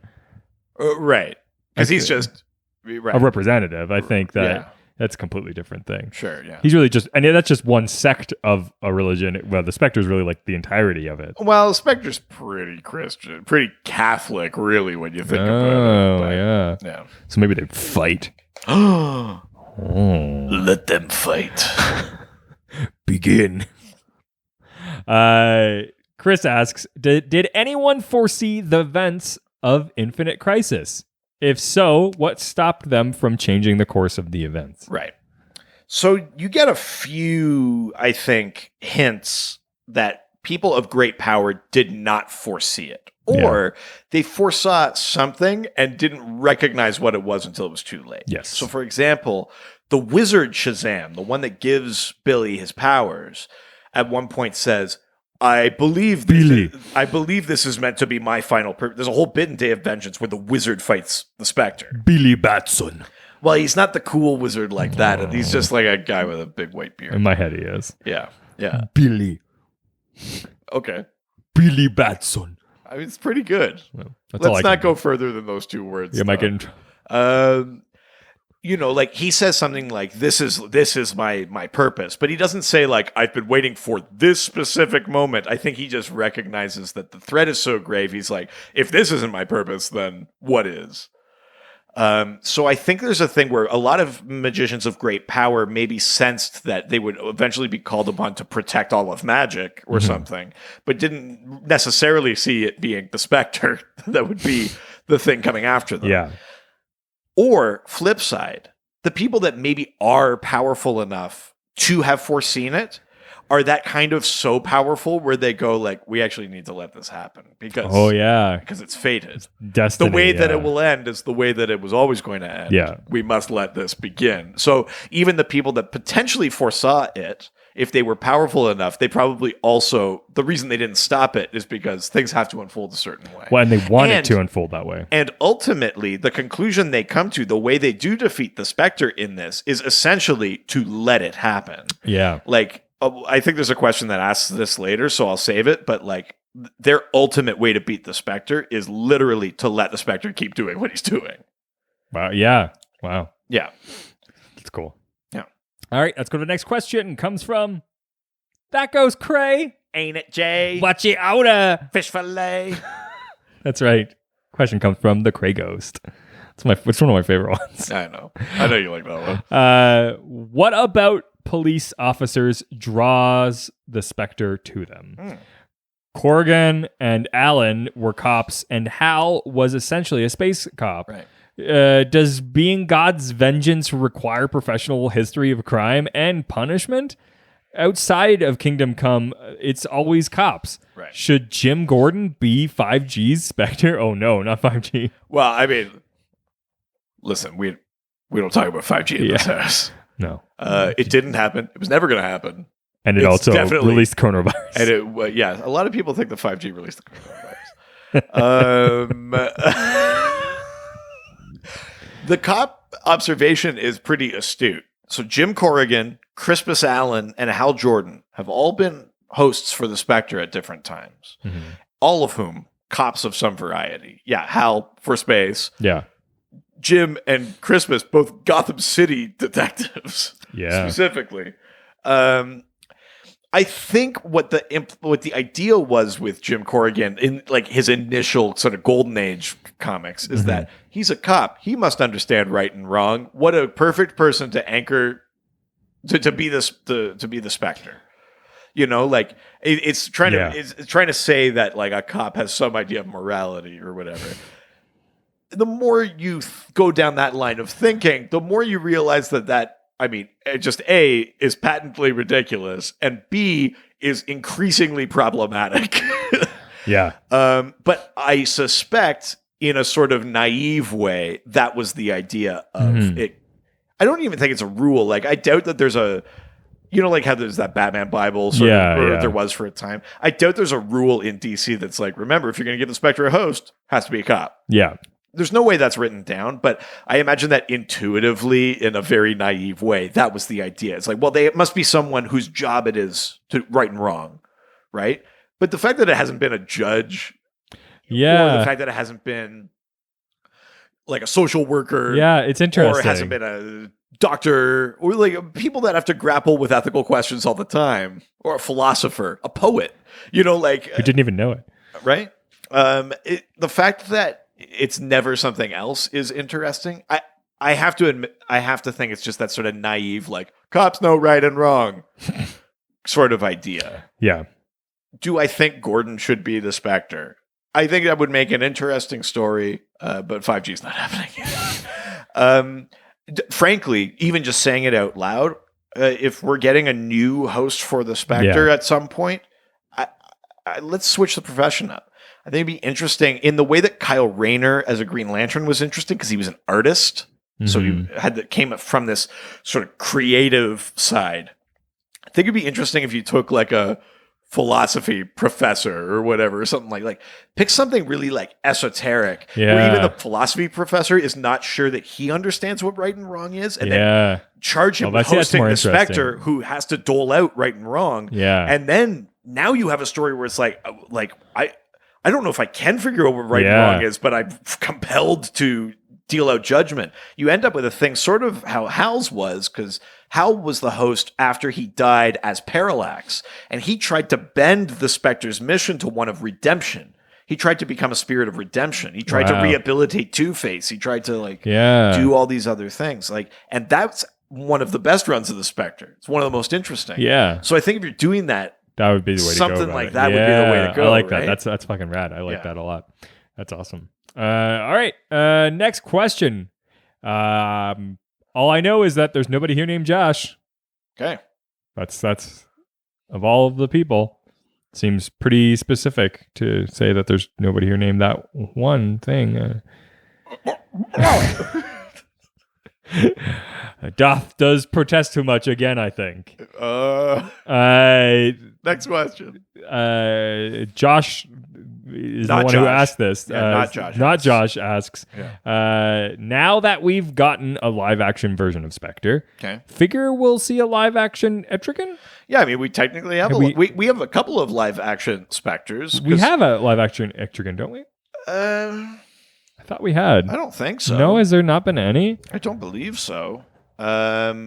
I think the way that Swamp Thing show was going, if it continued, because we already were introducing Blue Devil, Phantom was coming. Stranger, Xanadu, like Floronic Man, like we definitely would Oh, have. no, we've only that gotten animated. We've never gotten. Well, we do have live action in the Constantine TV series. In that one season, they did introduce Jim Corrigan and set up that he would become the Spectre. Yeah. And then in the Crisis crossover, we saw Jim Corrigan, and then he passed the Spectre power to Oliver Queen. So we got Oliver as a Spectre. Mm-hmm. So yeah, we have had a live action one of those. I would love to see a live action Etrigan. That'd be dope as hell. Yeah. I don't know what the context would be. I want the context to be similar to what this comic was, where it's like this, Right. where it's like, oh, well, I'm tough. I Like, mean, I've said this about the Batwoman show, is that I think Batwoman in the comics always works best Magic. when she is supernatural adjacent. yeah. And so if you're going to want to introduce, like, let's say a big CW bad. verse Etrigan Yeah. for a few episodes or something like that, Batwoman Could be a big bad. It Throw could 'em be in there. it could be a fun one. could be a big bad, or could be like an unlikely ally. Yeah, and they move yeah. on, or you know what I mean. I like that. That's cool. I- Could start with Jason Blood, and then you find out that he's actually Etrigan. Yeah, exactly. That'd be a fun story. Yeah. I like that. Next question. Normally I don't want no pigeon, but I do want this one. Nice. It's Ryan Pigeon, Nice. who asks, is Jean Loring's turn as Eclipso one of the best or the better Eclipso turns? Right. So Eclipso is a character with a sort of weird history with a few retcons. Initially, Eclipso is this spirit in a dark crystal, and it takes possession of a body. For a long time in the comics, it takes possession of Bruce Gordon, becomes Eclipso. Sort of a JLA baddie. Basically, he can manipulate shadow, like direct sunlight is his weakness, like all these kind of things. Eclipse, Bruce right? Gordon sounds like the name of somebody who's just like, yeah, you know the guy who plays Batman, Bruce Gordon or whatever. Okay. So someone who knows Batman's secret Yeah. identity and fucks it up, But also knows, because like, of his but relationship knows- with the police. Yeah. He knows Commissioner Gordon, knows that, Bruce Gordon. Yeah. No, I swear to God, that's his fucking name. It's right on the tip of my tongue. Yeah, like yeah, Bruce yeah. Gordon or some shit like that. Yeah. Barbara Wayne, whatever. Son of a bitch. I know I'm getting these wrong. Run it through your fucking system or whatever. Yeah, I could- clickety clack over there and tell me which one it is. So Bruce Gordon for a long time was Eclipso. And Okay. yeah, sort of shadow powers, relatively powerful villain. Yeah. And then there was this retcon that he was, like I said, the spirit of God's wrath. In the way that the Spectre is the spirit of God's vengeance, Eclipso was the spirit of God's wrath. So it was not about right and wrong. It was about anger and rage, like the Old Testament God. Rage, anger. I think they actually said, like, the Old Testament stuff you could blame on Eclipso. The New Testament stuff, that's That's the Spectre. Yeah, that's me, was like- baby. It was almost like a Black Adam Shazam relationship, Okay. like previous version, new version sort of thing. And then Eclipso sort of got revamped again, and because of his connection to, this I think it's called the Heart of Darkness, the crystal that you could trap the spirit in, sort of got retconned into a bit of an amethyst villain, and was part of Gem World, was sort of tied to like House Onyx and stuff like that. So there's been a few versions of Eclipso, and each of them brings something different to the table, and they're each kind of interesting. I don't know that I think Gene Loring's Eclipso is the most interesting. Yeah. The interesting piece is the seducing the Spectre. I don't know that the Gene Loring piece is interesting. It could have been literally anyone as Eclipso. Seducing just the story that attaches to that. The concept, what they were working with was cool. I don't think there's anything about Gene Loring as Eclipso that requires her to be Gene Loring. You know what I mean? See. It's just not a thing. Yeah. So I don't know that I might consider it among the more interesting Eclipso stories. Yeah. But not because the way of the Gene question Loring's. is framed, it's not because of Gene. It's just a good idea for an Eclipso story. It's one of the better runs, She but it's happens not. to be the host during it happening. Yeah, absolutely. It's sort of how I feel it. Yeah, that makes sense. Yeah. All right, let's leave Twitter and head on over to Instagram. Now we're going to Instagram, take some questions and answer them. Answer them. I don't know what to do with all these questions on Instagram. They're coming again. Ding, ding, ding. Mercy. Oh my. George Takei? Oh my. Oh my. I don't know what to do with these tossed salads. Oh, yes, I do. I haven't flown one of these since my academy days. I know lots about tossed salads. Then fly her apart, damn it. Question from Instagram comes from Alex Bowman. Should bring him for the new Green Arrow series. Yeah. He's quite the Bowman. Mm-hmm. Yes. Oh my. Ooh. Alex asks, Day of Vengeance was amazing. I even spotted some obscure DC characters, the best kind, like Oddman, who I didn't even think was magic, and Stanley and his monster. Are there any obscure ones you noticed or thought should have been included? Talking about Stanley and his monster, if you know what I mean. I was waiting for that. I knew that was going to happen. Oddman is a character that shows up in like Shade the Changing Man stuff. I think it's like a Ditko creation. Or something like okay. That. Very obscure, like not like a character you go back to. But this is quite an odd man because it's the event. Yeah. We talked about this before. In an event, when you're like putting all the pieces together, and an artist is like, or the script says like, all of magic is present for this. Mm-hmm. Then the artist goes, who can I throw in there? What's a fun Easter egg? Like I obviously know I got to put Dr. Fate here. I got to put Phantom Stranger here, blah, blah, blah, blah, blah. Go down the line. And then you go like, who could I throw in that I think is fun? Or that, maybe I grew up reading Shade the Changing Man. I'm going to throw Odd Man in there or something like that. Yeah. And so that is definitely part of this.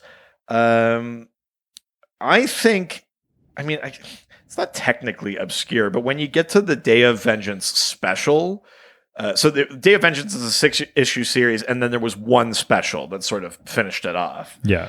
When you get to that one, Dr. Occult is in there a fair bit. Dr. Occult we've talked about before.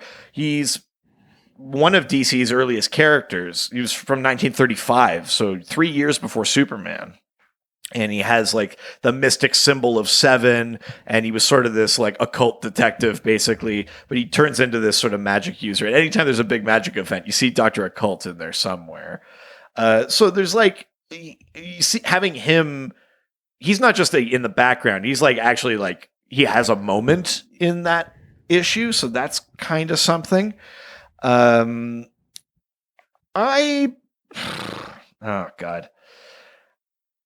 I don't know if I can name a character that I spied that is like truly obscure in the way that they're describing. The closest I get, I think, is something like Dr. Occult, which again, it's a character that if you read DC enough, you will come across him. Same with like Slam Bradley, like the in the Detective Guild and stuff like that. Like it's one of those ones where it's like this is the nod to the golden age, to something from like the deep past, but it's not like they have a solo series or anything like that. But it's also not like this character was in one panel of one comic in 1963, and I put them in here. Like there's nothing quite that obscure. No, is there a character that you wish, or like that you think would be fun to have been included? Right. One that would have been fun to included that is not already included is the tricky bit, because Day of Vengeance covers a lot of ground. Wow. Ooh. That also makes sense for that storyline too, right? Totally does. Yeah. But you don't want to choose somebody just like because they're do you know weird. You know who I'm not sure that you actually see at all during that is Tala. Tala is a sorceress who, for a while, you could call her sort of like the main antagonist of the Phantom Stranger. Yeah. If the Phantom Stranger were to have a quote-unquote archenemy, it'd be Tala. Tala actually shows up in a relatively big role on the Justice League Unlimited cartoon. Yeah. Which is a weird spot to show her. I'm not sure that Tala is in Day of Vengeance at all. I can't remember if that's because canonically she's dead at that point or whatever, but I don't have a recollection of seeing her. Maybe she's in the background of a panel somewhere. So if someone has found her, like, let me know. But I think that's one that I probably would have wanted in there if she's not. Yeah. Yeah. That's awesome. All right. Well, then let's leave Instagram and head over to our emails. check the email. Over from a female. It's been a while. I got to say, I'm glad that we got emails. Mm-hmm. It has been a while. But also, fucking monsters. Our fans are monsters. Yes. The first question comes from Half Snokelman. Who could it be? The email is somehow Palpatine returned at StarWars.com. I mean, that's very funny. Bulkleman! But also because Snoke gets cut in half. Yes. So he's half Snokelman. That's really funny. I mean, I like... It's good, yeah. Somehow Palpatine returned. God damn it. I liked it more than you did. Half asks... he really half asked this question. What did you think of Dr. Fate's ultimate plan to defeat Spectre during the Day of Vengeance? Right. So, sort of alluded to this. Yeah. We were talking about the main magical characters. So, in Day of Vengeance, the Shadow Pact comes together. They're like C-list characters that come together to fight the Spectre, which is like way out of their weight class. Yeah. It's Detective Chimp, Nightmaster, Nightshade, Blue Devil, Ragman, Enchantress. They sort of like, there's this ragtag bunch that come together to fight the Spectre. You say, well, where were the big guns? Where was Dr. Fate? Where was Phantom Stranger? Yeah. Where was Madame Xanadu? Well, I already mentioned Madame Xanadu with the eyes burning thing. Phantom Stranger, the Spectre basically goes after him, turns him into a mouse to sort of basically make the Phantom Stranger expend his magical energy trying to get himself back to his regular form. Because the Phantom Stranger is pretty on par with Spectre for power. Yeah. And then he goes after Dr. Fate and he traps him in the helmet. Again, going to take too much of his magic to sort of free him. Yeah. Eventually, Dr. Fate does get free and Phantom Stranger does release himself. But then they say, like, I don't think we have enough magic to fight him. Dr. Fate basically reveals that the Spectre is on this mission to destroy magic. But he says, you can't do that. Magic cannot be destroyed. Yeah. What he is doing is destroying all of the magical rules we put in place. The things that govern how magic is used, Spectre is laying waste to them. He's going to make magic wild and uncontrollable and stuff like that. Wow. So he said he's like, I've got a plan. We got to let him keep going. And you're reading the book and you go like, oh, come on, Fate. Like, not like this. And basically, Naboo, the wizard, the last Lord of Order. Naboo. Is this going to destroy magic? No, it won't. No, they won't. So Naboo, on his own, goes to face the Spectre, and he says, "You're destroying magic. Please, like, you're not destroying magic. You're just making it wild again. Like, you must see that this is a mistake." And he goes, "No, it's not a mistake." He goes, "Fine, you got to kill me then." Basically, he's like, "Go on, kill me. I'm Dr. Fate." And the Spectre does kill Naboo. Yeah. And you realize what the plan is that by destroying the last of the Lords of Order, by completely wiping the rules of magic out, it finally drew the attention of God, and God forces the Spectre into a new host. Wow. Which, I mean, when you unpack that, that's very dark. Because the Spectre has killed millions at this point. Wow. And because he doesn't have a host in that, they say, like, yeah, like, there's a guy who, like, murdered a bunch of people and you killed him. That's good judgment. But there's also, like, an 8-year-old who took, like, $1 out of his mom's purse and you also killed them. Mm-hmm. There's, like, no sense of, like, the weight of crimes. It's like, no, you're stealing. Sin's a sin. You're dead. Yeah. Like, so none of that drew God's attention. Jeez. It's only that all of magic basically is undone, and God goes, "Oh, fuck! I left the stove on." He, like, puts the Spectre in a new host, which basically implies that, like, I mean, it says God does exist, and we know the presence exists. Yeah, but it also says that, like, he either doesn't care about us, or he's like Dr. Manhattan. Yes. Like, he just doesn't understand what is important to us. Yeah. Because we're just the fucking ants. He's just like, oh, they're playing again. Like, either way, it's fucking grim. Yeah.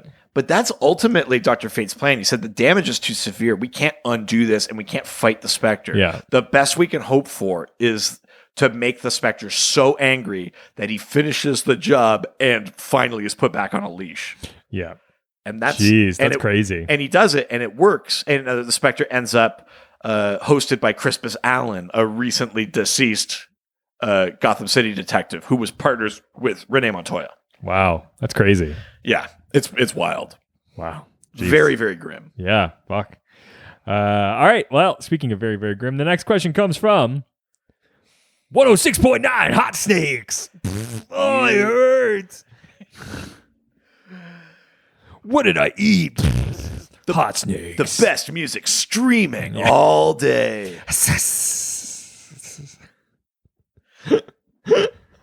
I don't do this at home. I only do it at work. Hot Snakes. The burning tracks from the 80s and 90s. Did we have chili this morning? Because we got Hot Snakes streaming all day long. 106.9 Hot Snakes. The best hits are constantly running.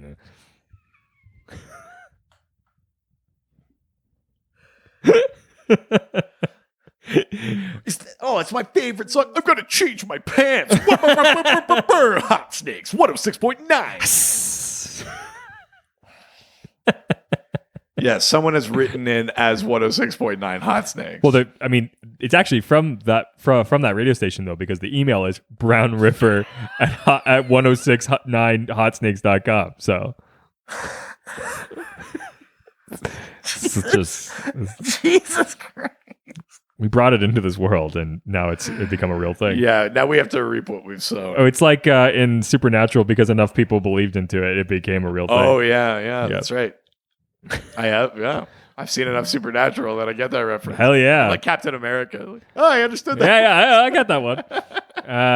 Well, 106.9 Hot Snakes asks, what was the point of all the Spectre destroying magic stuff in Day of Vengeance?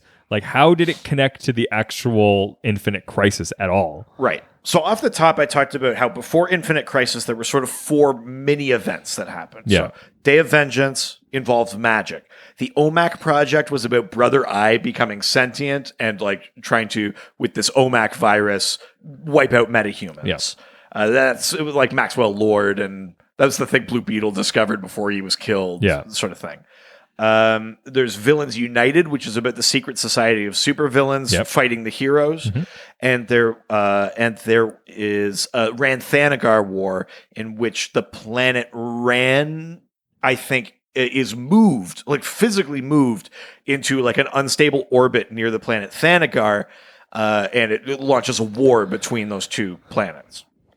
So all of those events feel like they're separate things, but when you get into Infinite Crisis, they actually, considering how unwieldy all this is, I consider this to be a relatively smart explanation of why any of those events matter. Yeah.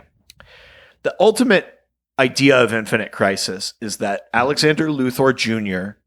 from Earth 3 from pre-Crisis. Yeah. He's been in this paradise dimension since Crisis on Infinite Earths. Right now there's only one Earth.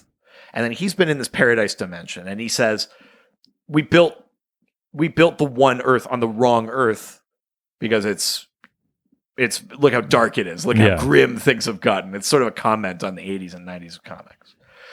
And he sets in motion this thing. He's going to remake the multiverse to find the Earth, to build a new Earth on. And he basically says, he assembles the secret society of supervillains, so he has access to the people that used to be from different Earths, so that he can plug them into the Anti-Monitor Tower and use them as like a conductor to find their original Earth when he remakes the multiverse.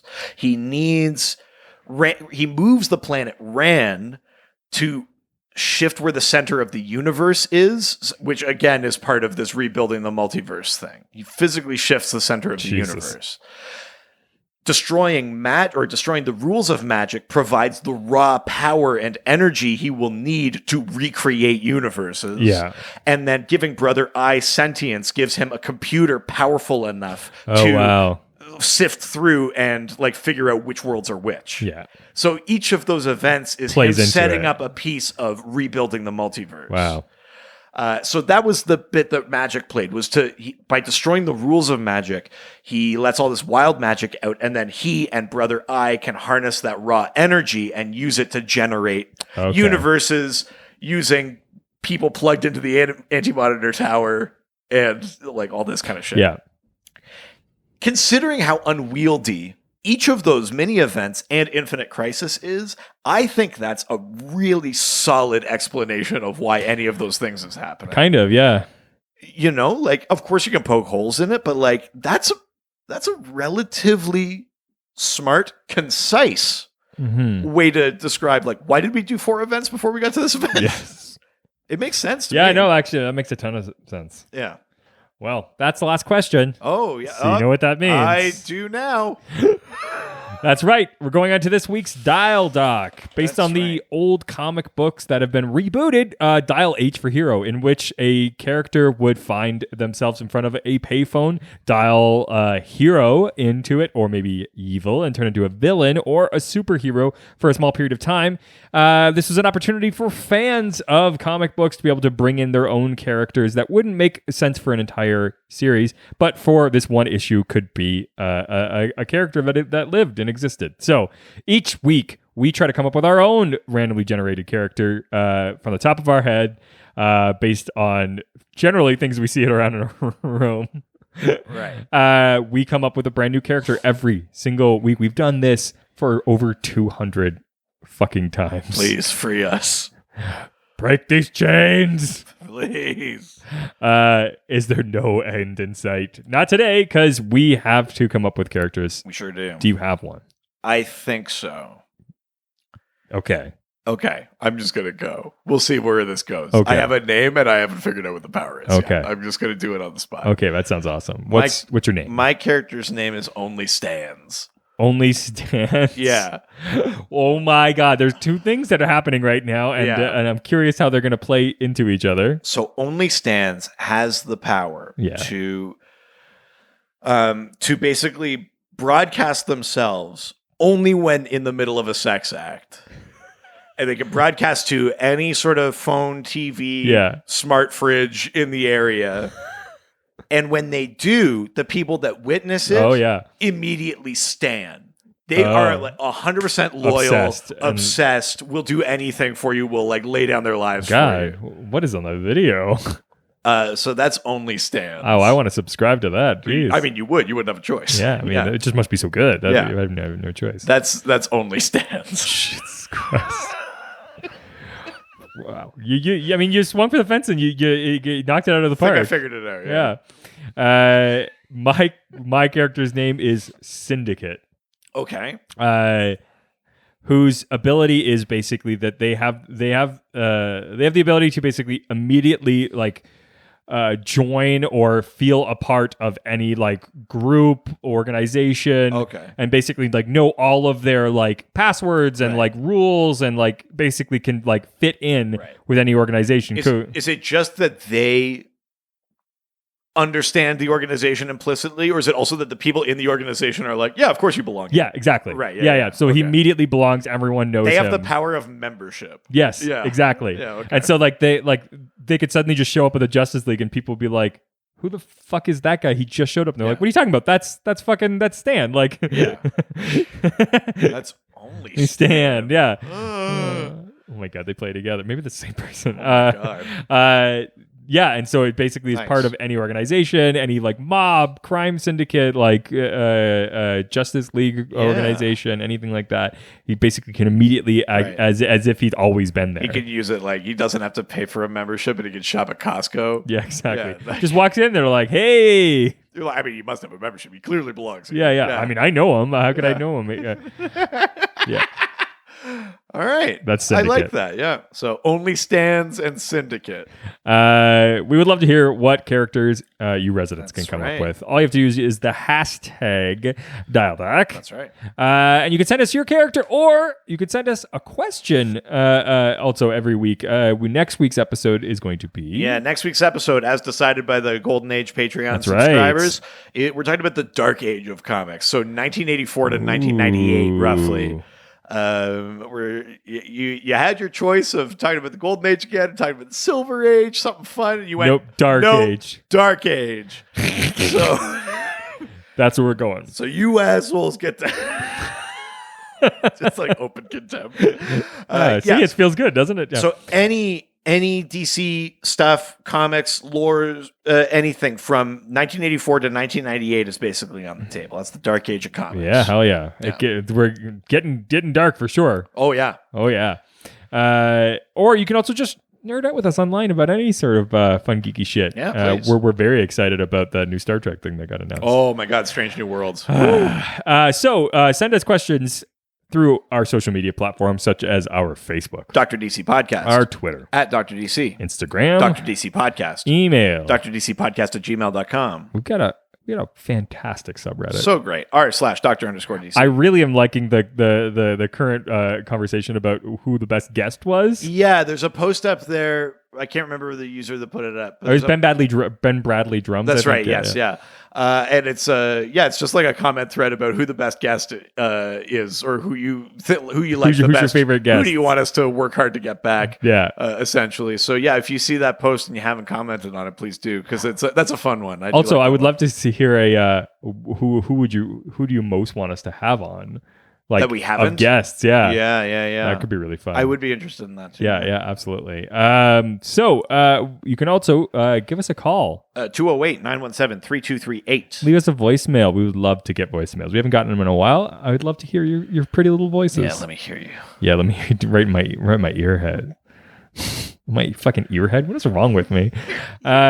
Also, not only can you... didn't even register that. Yeah, I'm glad. Well, it's because you're only ever half listening to me. Yeah, who would have thought paying attention actually makes us funny? r/Dr_DC. Yes. Is that not what you said? No. I wasn't listening. Our website. drdcpodcast.com. Son of a bitch. Of course, we love those reviews. Yeah, we're at 76. Daddy wants them reviews. Nom. Nicole? I want 200 reviews. So we get to 100. We'll do a mini series for the Lord of the Rings. Very excited about that. But if we get to 200 5-star reviews, we're starting a brand new podcast. Doesn't mean we're ending this one. We're just starting another one. Yeah. If that's why we haven't been getting them, don't worry. Oh yeah, we're not stopping. Don't worry. We've got a sickness for the podness. Yeah, and we're not stopping. We got a sickness for the thick pod. Yeah. For the dickness, like DC. Oh, I like like it. Yeah.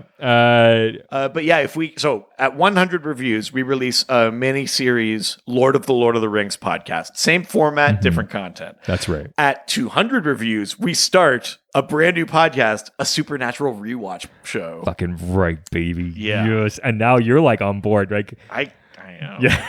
Yeah. Oh, so all you have Although to do. I'm in season 3 and Sam and Dean haven't fucked each other yet. Oh, don't worry. It Yeah, comes. the promise of Supernatural has not fully been realized. Don't worry. There's some links I'll send you later.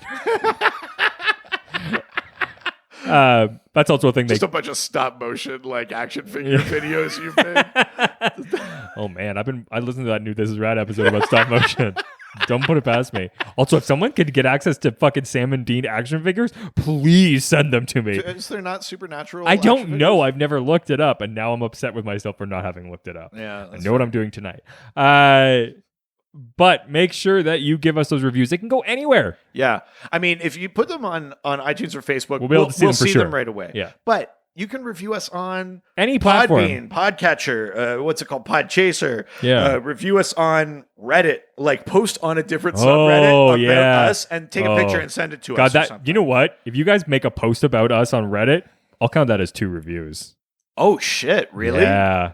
Okay. I'm gonna count that as 2 There reviews. you go. If you go to a different subreddit, Yeah. and you recommend our show, Or you post a link from our show. and you say 5 stars in it somewhere Yeah. or something like that, Yeah. we'll count it as 2 reviews. That's 2 reviews. We're gonna speed this bad yeah, boy baby. up. Yeah, that's it. So make sure you get those reviews in. And if you love our podcast and you want this new podcast to start, you want the mini series to start, you just want more content. Well, don't fret, my pets. There's already extra content for you. right. Don't fucking stop. You still want those extra things. But in the meantime, we've got extra content every single week. That's right. Patreon.com/DrDC. We got a $5 level and a $7 level. No matter what you sign up at, you get a full bonus episode every week. That's the double dose on Fridays.